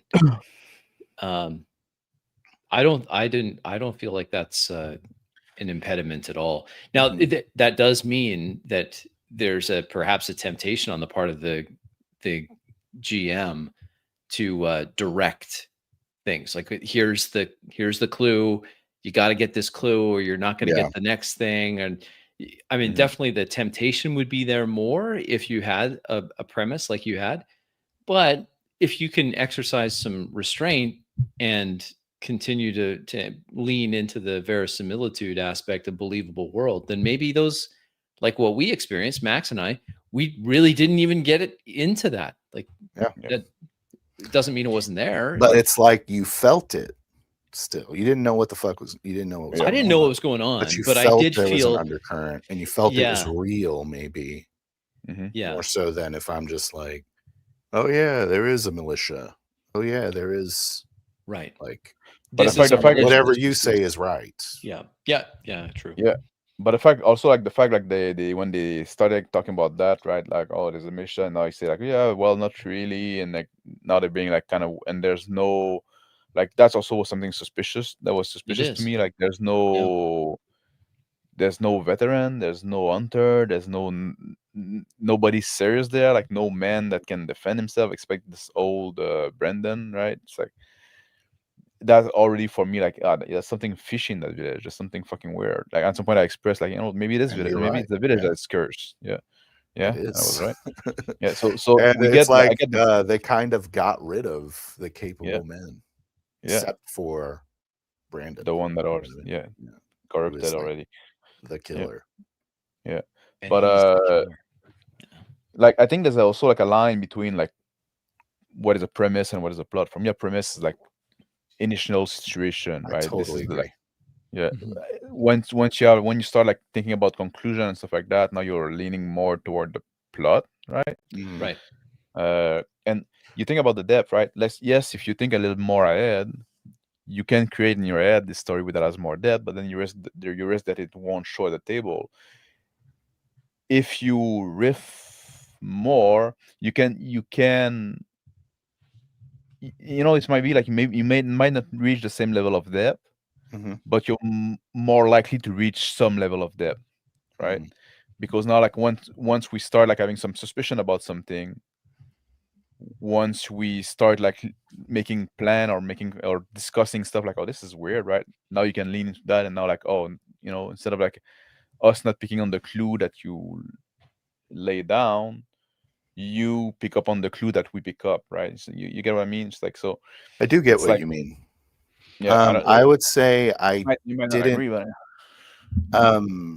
Well, I don't know if I agree or not, but I would say that I was totally happy with you guys not finding anything out and the way that the story ended up. It was like really interesting to me because I'm like, I know these characters, I know their motivations. So it's like, oh, that's cool that Brandon ended up kind of winning Well, and that's because yeah.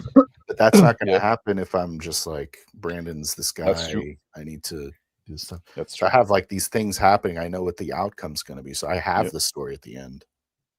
Well, You know, what I think you have, maybe I am pro story. I don't know. I think what you have though is because you've given thought to what's going on, Mhm. what's actually going on, you have a better handle on the motivation of those other people in the world. Like you know what they're up to, Mhm. which means I think you can respond to what we're doing in your head, and you can correct me if I'm wrong on this, Phil, but in your head you're responding in a very believable way because you know what's going Yeah. on with that. You're in the head of that Brandon and old Yeah. Meg and Gabriella. You know what they're doing, so their responses to our things, what we're riffing on, can be consistent with what the premise is, like what, you know what I mean? Yeah, I it's think you have easier a to better kind of. handle on the motivation of those NPCs. It's 100% easier to keep track of it too. Just like it's easier for a player character to have a motivation and a goal. you That's know? not the same as saying that you have plot points and that, but they may have a timeline because the harvest is coming. Yeah. And so there may be things that have to happen in the world. They've got to cut My- the grain. My We plot walk was through that field. Yeah, good. Yeah. My plot was not crispy dies. Yeah. Like I didn't That's just I a didn't bonus. I Well, didn't like decide what you guys were gonna do at any point. It's just like No, you didn't. No. I didn't even know you guys were gonna go hunt this wolf. Right. No. I guess you could. I kind The of would probably do that. But it's like I know it's just I know the elements. You go chase the wolf, then you might meet this ghost. And, Yeah. Yeah. Because it exists. Yeah. I don't know. I'm curious to see maybe Max you could run the other style that you're describing because I don't know that you're wrong. I certainly don't have a I strong don't know either. And there's like a. I do know that I enjoyed what I just did. Yeah. So, Mark, because I can see that. it helped And me. I can see that on your side it could be like very satisfying too, because like like you said, like Brendan won at the end, right? Mhm. And I enjoyed the session as well, No, right? I would have been just as happy if he lost, But it's just a matter of like I get to be in character, you know what I mean? And I'm not just like reflecting the player characters.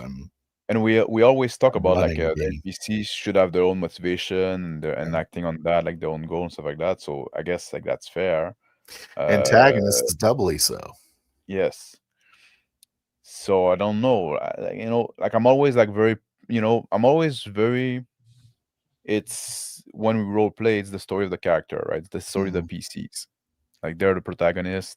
It's their story that we explore. So I'm always like leaning toward more like, well, you know what, we're gonna have some cool stuff happening, I guess.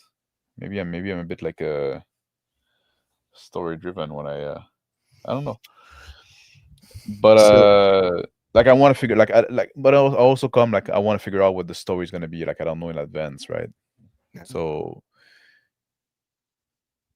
It's but in an horror setting, maybe it's different because like you maybe like you're more like a world first, right? When you think about like horror movies, I didn't see many, but Well, usually like it's not really the story of the character. They're like subjugated to what's happening. Yeah. Or the reason why I want to do a horror or a mystery as a player character is because I want to solve it. And if there is no not solving it, then it's almost like rule of cool. Oh no, I can't. I think you can have not solving it.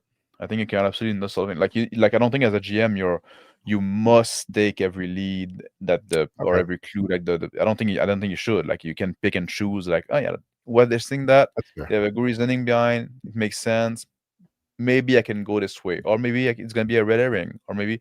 But I think I think it's good to kind of play in that too, right? Maybe you give them a little bit like on that side, and then like oh, it's a dead end, right? So that wasn't it, right? I think you can play with that. And there is a little bit of that. I mean, like I knew there was going to be a big dude, and I knew that there was going to be like the other two ladies were already established in the previous game, sort of. But I knew there was going to be a big dude, and he was going to be like really important. And so Crispy knocks on the door. I was like, okay, here's big dude. Right. So I mean, like, I guess I have the parts, and I look for spots. Yeah. Yeah. But I don't think that's pretty much like a prepped game, right? Like that's like a good prepped 2D game should be like that too, Well, like that's the thing too, right? Like so when I say people like, well, you read the rules, so you did some prep, right? Like yeah, and I've seen a movie, so I did some prep. Like people like make it like something ridiculous, right? Yeah. You have some idea and you have some experience, and I always say like you get better as a GM as you GM more, and the experience that you have idea and stuff like that in the back of your mind too. So it's like, did you it's not like when you were making like beat and plot points stuff like that. It's just like have a vague idea in your mind. That's not really prep. It's just like you have a brain and you're thinking about the game, right? Just like Mhm. Well, and I'm not against prep. Like I don't want to have my prep take away the role play of the Yeah. players, of course. But Yeah. I also have no problem at all getting some assets together, like grabbing some pictures that may come in handy. Whoa, whoa, And whoa, whoa. I don't mind doing that. I that really don't. And no, Chris, I'm not I don't want yeah. to over prep, but at the same time, there's a good case, and I think the horror experiment illustrates this. There's a good case to be made that in some games benefit more from having a defined setting, a defined premise, like what you had, Phil. Mhm. It still feels open to me as the player. And it is open because I could do whatever. We could just leave. That's fine. There's no hidden wall here that you can run into and then that stops it. Yeah. But I wouldn't go far as saying that, well, because you had a definite premise, you knew what was going on in this horrible little hamlet of, you know, It was Reed sacrificial Reed Uh-huh. Hollow, Yeah. and they're sacrificing to ensure the harvest. Yeah. I mean, now it makes sense why it's called the harvest. Yeah. So, I wouldn't even mind, Phil, if you had sprinkled even more clues. Like Yeah. people talking about the harvest. Is it going to be a good harvest? Well, I don't know. Last year was a really good harvest. It was a shame about that Yeah, girl, but you know you're what? right. It was a really good harvest. And maybe there's a little bit of Shame about that girl. shame about the girl. It's stupid shepherd. It was all his fault. But Yeah. we had a very good year, and boy, that field looks really good, but the weather is bad. I don't know. It's iffy. If we can't get that crop cut and dried, we might lose it. I definitely agree that is a mistake I made. I should have definitely Made it more tick. foreshadowed the harvest theme more. For sure. You could have. At least doesn't mean once, that we for would have God's picked up sakes. on I it. don't think I ever talked about a harvest. Yeah. You could have had the people try to delay us in the wolf fund or some shit like that for some reason. You could have and then we could have more exposition, I guess. We could I I don't know. I mean, the guys that are in charge of the town want you to kill the wolf, so Yeah, that's the thing, right? and just wolf, kind of like, I think I don't want to overlook this aspect of it, but my prep was all NPCs. What are their motivations? Really? yeah. That's good. And I think That's good that's prep. like important in most things. I mean, it's just a matter of, do you have pre-planned NPCs or don't you? That's kind Yeah. of really what I I think you have to have both. You got to have some.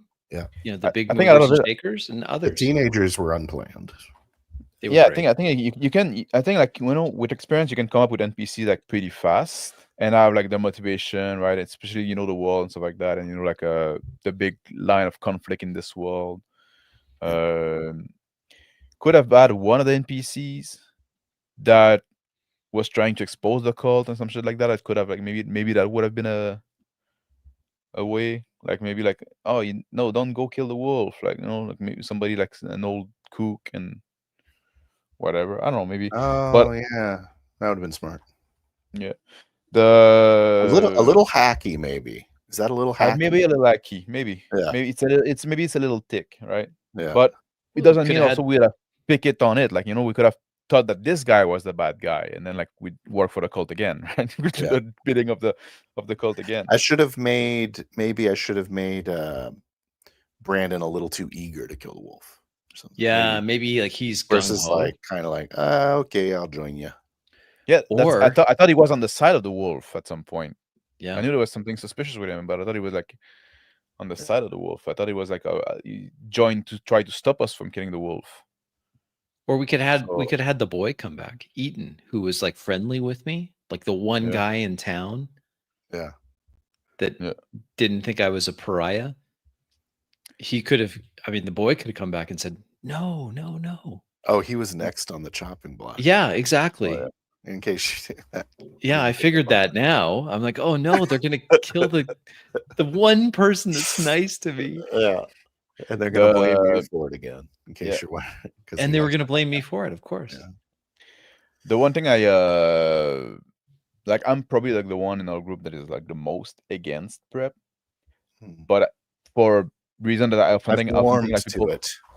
people prep, and usually like it crystallizes what they want to do, right? They have those plans, and those plans gonna happen, and you didn't do that, so that's kudos on you. But then like again, then a lot of your preps don't realize, and That is a what drawback, right, the other Crispy? thing, I was about to say. I mean, have you ever had a bunch of unrealized preps in the Absolutely. horizon? Oh, I've absolutely all the Yeah. time. It seems like, especially since I do find it handy to have a few pictures to show. Yeah, Oh yeah. I'll have 3 or 4 times as many yeah, pictures. Like I've actually figured out how big a PowerPoint can be before StreamYard won't upload it. So like I have had lots of prep and then it just never comes up. yeah. Pictures of NPCs that may or may not be in the But moment. that's also like having like a folder of portrait, right? That you can just Yeah, like, you oh, just okay, I need pull. like, oh, this guy, and can just pull, right? Like Mhm. they even sell like deck of card with like face of people. Sure. That's not it. But No, that's a different deck. Yeah. yeah. But and stuff like that, like like I'm not against that. I don't consider that necessarily prep. Another What is big the argument problem against with the prep? There you game. go. Primeval Fantasy. What's the argument against prep, or does it require 3-week summit to define prep? Everything Yeah. requires The a summit workshop. begins. Yeah.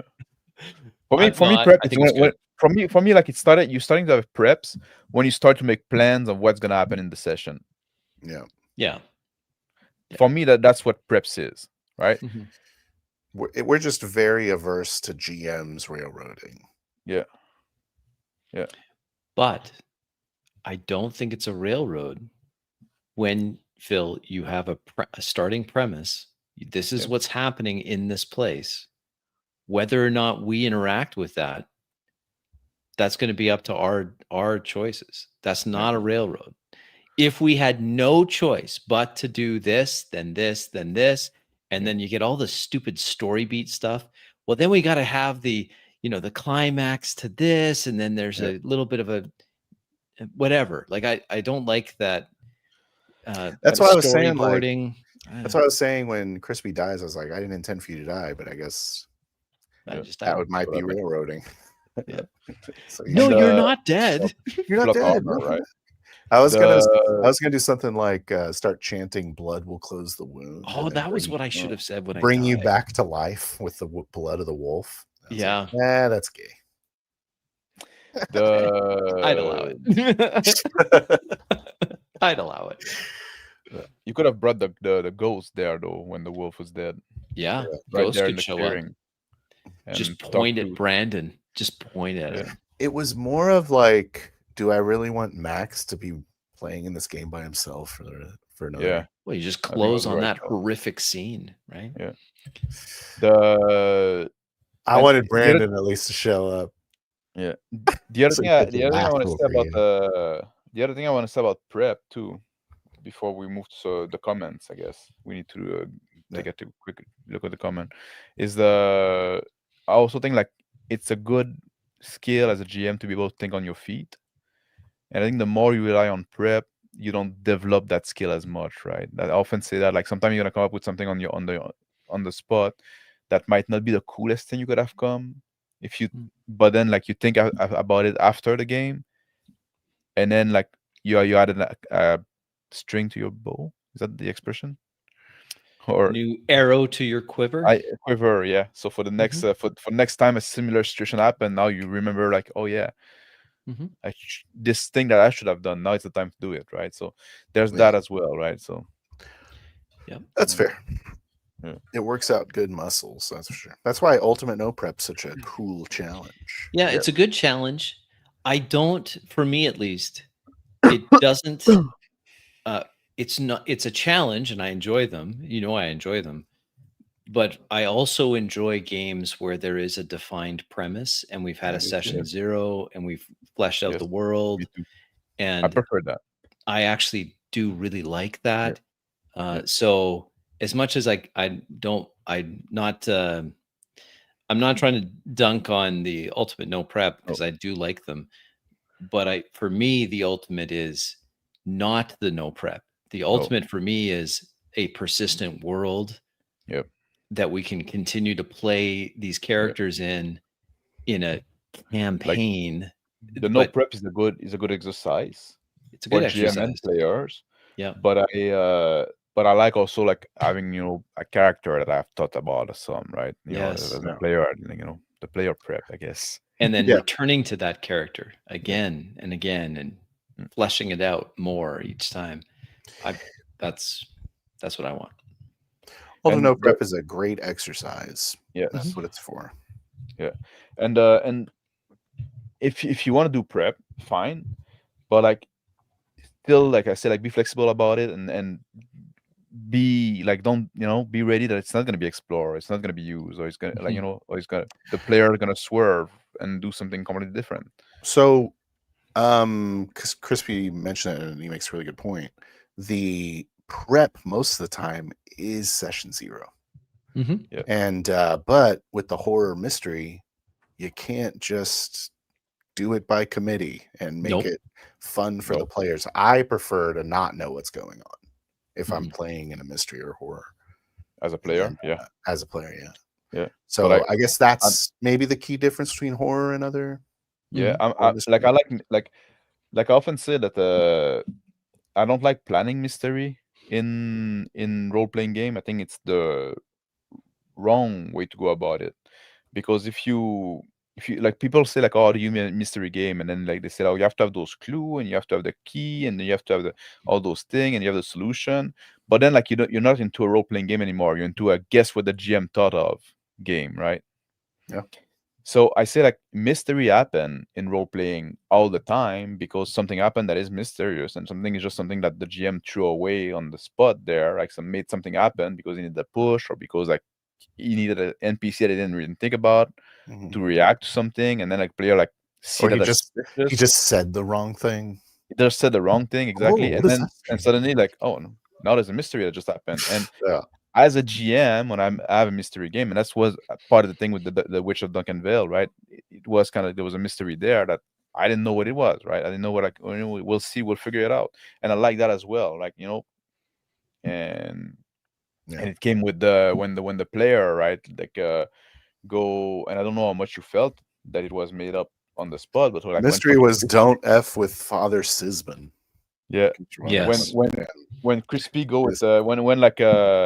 when Eli go read on the book in the diary of the girl, right? Mhm. And then Yeah. like I managed to get out of it, and then Crispy come with his car bus. And I'm like, oh fuck, no, I need to come up with something, right? And that's a lot of like where the mystery came out, right? But like Mhm. okay, there's something involving the father and some kind of like in the But I feel like Uh, if you knew ahead of time, then that's not like isn't that good in that situation? You know exactly what to do. I think you could do it that way. I think it's fine. Either one can work. I think that they're two different viable games. They are. And, maybe. it's very different feeling. Yeah. Mhm. I don't remember the mystery of Witches in Duncanville being like the high point of it. Though. No, it The wasn't high like point was no, the no. player It was versus. the player versus Yeah, It was the high point character was the versus player character. player. Yeah. which is kind of what your point is, right? It's like should be character driven. It should be all this. But if Yes. you want a mystery, And that's something that you brought on, serious. Phil. That's something that you brought in the game. Yeah. If I had came with the game like, oh, I have this mystery plan and then you have brought this energy in that game, Yeah. then well, not me, but somebody could have been pissed off because now you kind of derail the game, right? You make it all about like your character and stuff like that. Yeah, but somebody is a railroading shit GM in Yes. that situation.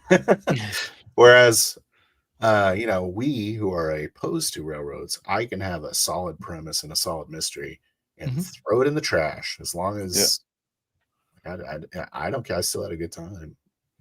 Yeah. It's fun to think about things. Like I'm not Well, wasting. It was No, also yeah, fun to hear obviously, your yeah. premise afterwards, because Yeah, now there you go. all sorts of things make more sense to me. Like, okay, that's why it's called the harvest. That's why they're okay. Cool. And obviously, like I'm not like I'm like I don't care if you have like this idea in your mind of where the game is gonna go. Yeah. If you're not married to it, right? Like well, Right. that That's the doesn't key. it doesn't harm me in any way in that sense, right? Just like That's right. as a player. Let me have a quick look from in the chat maybe, and I'm gonna go start from the bottom. One thing real Just quick. also, yeah. The session 0 versus the GM solo prep, I would say the big difference is when we get session 0 and we all agree on something, it almost feels like we are trying to railroad ourselves towards the premise at times. Whereas like if I alone know what the premise is, then you guys just like playing. And I'm like, okay, well, this is happening now. You know what I mean? Like there's been times where we're like, well, that was the premise we agreed on. Yeah. Start like the drug dealer, and I know that was a no prep, but the drug dealer in the jungle. Yeah. Game. Oh, right. Yeah. It's like the premise was we're gonna get attacked by drug dealers. So, but like in the Horizon, we agreed upon this like we're gonna do scavenging job and bounty, and we didn't do we had any a lot of of those ideas. No scavenging. That one thing that we talked about we were gonna do, we never did it. Never did it because we. So beware of the secret Session 0 railroad. Yeah, and then like when we did like the Fervent Citadel Session 0, which we never played the game in the end, which we should soon. Yeah. But I'm just teasing now. I'm the tease. But we agreed on something that I would consider the premise, right? When I say like, oh, there's this curse and it does this effect and stuff like that, because those are things that your character would know of the world. But the setting. Yeah, it's a setting. We didn't agree like but that's part of the premise. But we kind of had it because we would decide we would be like treasure hunters or something like that. No, you're trying to flee the island. Oh, that's right. Because we're doing like a smuggling. With smuggling, yeah. Yeah, smuggling candy or something like that. Chocolate. That's what I don't know why. I think I really wanted to eat chocolate that day or something. Yeah. Anyway, we can revisit at some point, but like you can have a premise like that is, and like I don't know much more than you what's caused this curse or disease or whatever, right? So want to discover it with you, and step by step, right? Dice still say nobody should fill with spam the photon torpedo button on the. Well, that's how you do it. Yeah. In most horror games, it seemed like you need a lot of clues. Player miss them unless the clues literally fall on them. Yeah, or in Crispy's case, get them out of the tree. Yep. Yeah, that's a good point, man. I don't know. I mean, I was one Crispy not dying away from revealing a ghost. Remember, like the horror game, the Thanksgiving horror game. Yeah, that was a no prep as well, right? Yep. That's fun.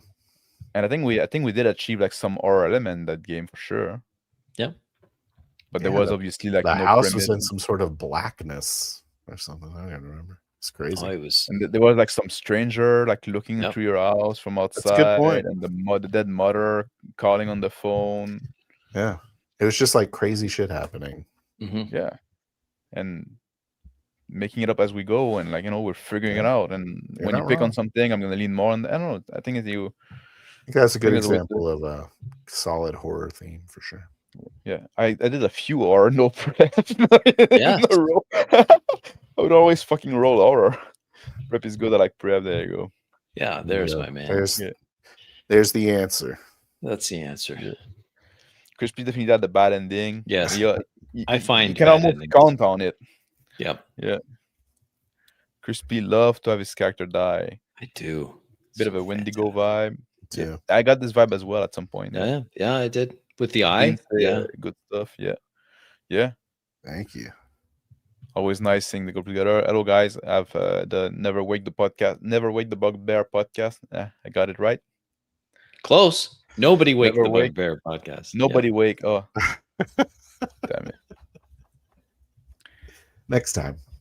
Yeah. Martin Webb said it seemed a bit low stake, a bit mundane, and at some point, like it did feel like Yeah. That's fair. just a wolf hunt. It is Yep. a wolf hunt. But I think that's also something with the horror, and we didn't think at first that this would be the last session. We ended it because Crispy died again. I was gonna have like 5 more Sorry. sessions. Yeah. I'm sorry, guys. Crispy died. Yeah.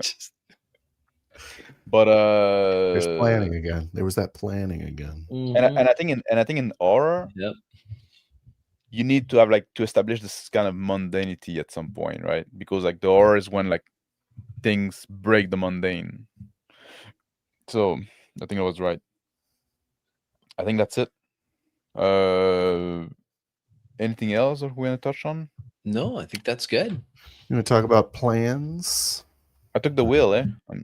Sorry, Phil, you're supposed to want to be the one hosting. Whatever. Take the. Do you guys want to talk about plan? We're talking about plans now. See how I took over Okay. again? Yep. What do you mean, fans? So our next campaign ideas. Do you Right. guys- Oh, can we not talk about that tonight because it's starting to be a bit late? Yeah, it is a bit late. But we're Yes, gonna play another and that's gonna be campaign. a big topic. Yes, we're gonna play another campaign. I don't know if we're gonna play another campaign the next night. Maybe we do some short game first, right? Just a palate cleanser. Yeah, Or- maybe a few 1 or 2 sessions, But let's or they go right into a campaign. We could just go right into the campaign. We'll see what we could. happens. I'm not completely opposed to it. I'm just Because we might Suggesting. start off with just, hey, there's going to be maybe 2 or 3 sessions, and then 2 or 3 Yeah. sessions in, we're like, there's some more. There's some How more. bad do you guys want to return to ancient Greece? The ancient I'm Greece. kind of into it, to be honest. Kind of That into was- it. Yeah. That was kind of fun, wasn't Going it? back to That with was those kind of characters, thing. Yeah, Yeah. maybe. we do a bit of a time skip, Yeah. Mhm. maybe. Maybe Because we like you, we do a game Mhm. where it's like we both know that we're buddies. I kind of forgot what I was doing. I like ran off to go spy. on you something. were You were his going to steward. warn people. Mhm. warn. Oh, and Warn. we're gonna join the Persians. Yes. We're gonna go walk with the Persian, and then you're gonna warn like some the people that they're about to attack or some shit, and we're Maybe gonna kind time- of double cross them. We time skip to when we're both in the same town, meeting in a clandestine way. Or maybe something like that. I'll be down to go back to that. But also like there's this. It could be also interesting to see the scene when you go warm the town. So there's that, and Yeah. it could be interesting to see the scene where me and I forgot the name of the Severin. Was it his name? The I bad don't know. guy. But like Yeah, this The other guy. the other guy, like Yeah. Rich now guy. we're at my villa waiting for the Persian and Oh, the yeah. and the other Greek coming, right? And we're Yeah. supposed to tell them like, yes, my guy's gonna work for you, and then like Mhm. kind of like a Get the double payoff. cross. Yeah. Mhm. Cool. I think you're supposed to warm them. I don't know. They're supposed to, the idea I think is like we get my mercenary to work for those guys, but not really. And then like when the conflict come, they betray, they turn cold, Mhm. Mhm. some shit like Like that. Robert the Bruce on Braveheart. Something like that. You're Yeah. Robert the Bruce. I'm Robert the Brucing this thing. You're Ro- Yeah. And then the Persian guy's gonna go, oh no, he's Robert the Brucing me. On Thursday, we talked about having a tear off your skin. All right. What's the You set up subject? for that? I don't know. I had a Or subject we I wanted- could do the tweaker. Oh, we could do the tweaker. Yeah. If we had time, the super tweaker for Horizon. Yeah. Yeah, that would be fun. What if We we could do just that. kind of focused on our characters? Or is that a good way to do it? Or- Mhm. And then Crispy just gets to focus on all All the things going on. the things. What do you mean, like focus on our characters, like the? I don't know. I'm just trying to think of a way to like manage 20 sessions worth of tweakers. Yeah. How do you do that? Just take the memorable things. What stands out in your mind? Why? Probably Are do we- one for each character. Yeah. Are we going like positive, or are we going like the thing that should have been like improved? Notable. Either one? It's fine. Yeah. Notable things. Yeah. You're I think allowed to either give one your, would be good. you're allowed to give yourself a positive on tweakers, but it Mhm. should be also negative. Mhm. Really just pointing out role-playing strategy, I would Yeah. say. Well, like a peek behind the curtain. What was behind your mind when you did that? Like, what were you thinking? Why did you do it this way? I'm definitely going to talk about because a little teaser. Sure. Yeah. Talking about Eli, that scene where he is saying, like, where he's like doing the bomb, Mhm. where he like Yeah. decides to go disarm the bomb with no demolition experience. It's like, yeah, piece of cake. I Yeah. really like this. One scene that come to my mind for some reason, I don't know, it's when we were talking with the eel. Ah, the eel. Yeah. I really like that scene. Like for the tension there was in that scene. Yeah. That's one I'd like to talk about. I need to find it. Where Yeah. it's- We should find that one. Yep. Another scene I liked a lot was when Brick is when we're like discussing if we're going to give away the server or something, and you say easy Oh, come, yeah. easy go, and I go, will you put your head out of your ass? Or something like that. Yeah. Or hard to come, hard to go, or I don't know. What about That whole something like, like that? discussion that we had was Like what? That wasn't easy to come. not It's hard. So I thought it's hard to go. Something like Yeah. yeah. That was an interesting like yeah, was they had an fun. interesting relationship about like I wonder what I would Anyway. pick for. Yeah. okay, so is that what we're doing on Thursday? Super Tweaker? you gonna Sounds be good. down for that, Crispy? Or Yeah, it should be there. Okay. Should be there. clips? And maybe next week. We're gonna session 0, the next thing happening. Yeah. Not me. Oh yeah, you're on no, no, I'm on holidays. for a week. I'm going to a national park. Oh, fun. Well then maybe it's gonna be in October then. Well, later October. Definitely be October. Yeah. Yeah, because we're in October now. Motherfucker. Yeah, we If are. you're in the I Eastern still time got zone. another 20 minutes of Yeah. September. Spooky season. Go put your bats out. Wow, we got to get this horror thing. I don't know. I kind of feel like we need to do it again. Do another horror it game. again. I don't feel like the pressure of the holidays. Oh, you don't? Okay. No, that's good. Good for you. Sort of a Halloween reasons. That makes sense. Yeah. Yeah. All right. Well, I guess I'll Hey. see you on Thursday then. I'll say goodbye then. Yeah. Since I'm the host. Yeah. All right. Well, thanks for showing up, y'all. Appreciate you watching our video, The Harvest. Did we succeed at a horror game? Was it just sort of like a guys hanging out at finding a wolf? I don't know. But more suspenseful than maybe a CR1 creature should have been. But thanks for watching. Y'all have a great evening. God bless. Happy October. Gentlemen, it's good talking to you. Take care out. I'm pressing the button now. I have Press to press the the button button. even though you're hosting.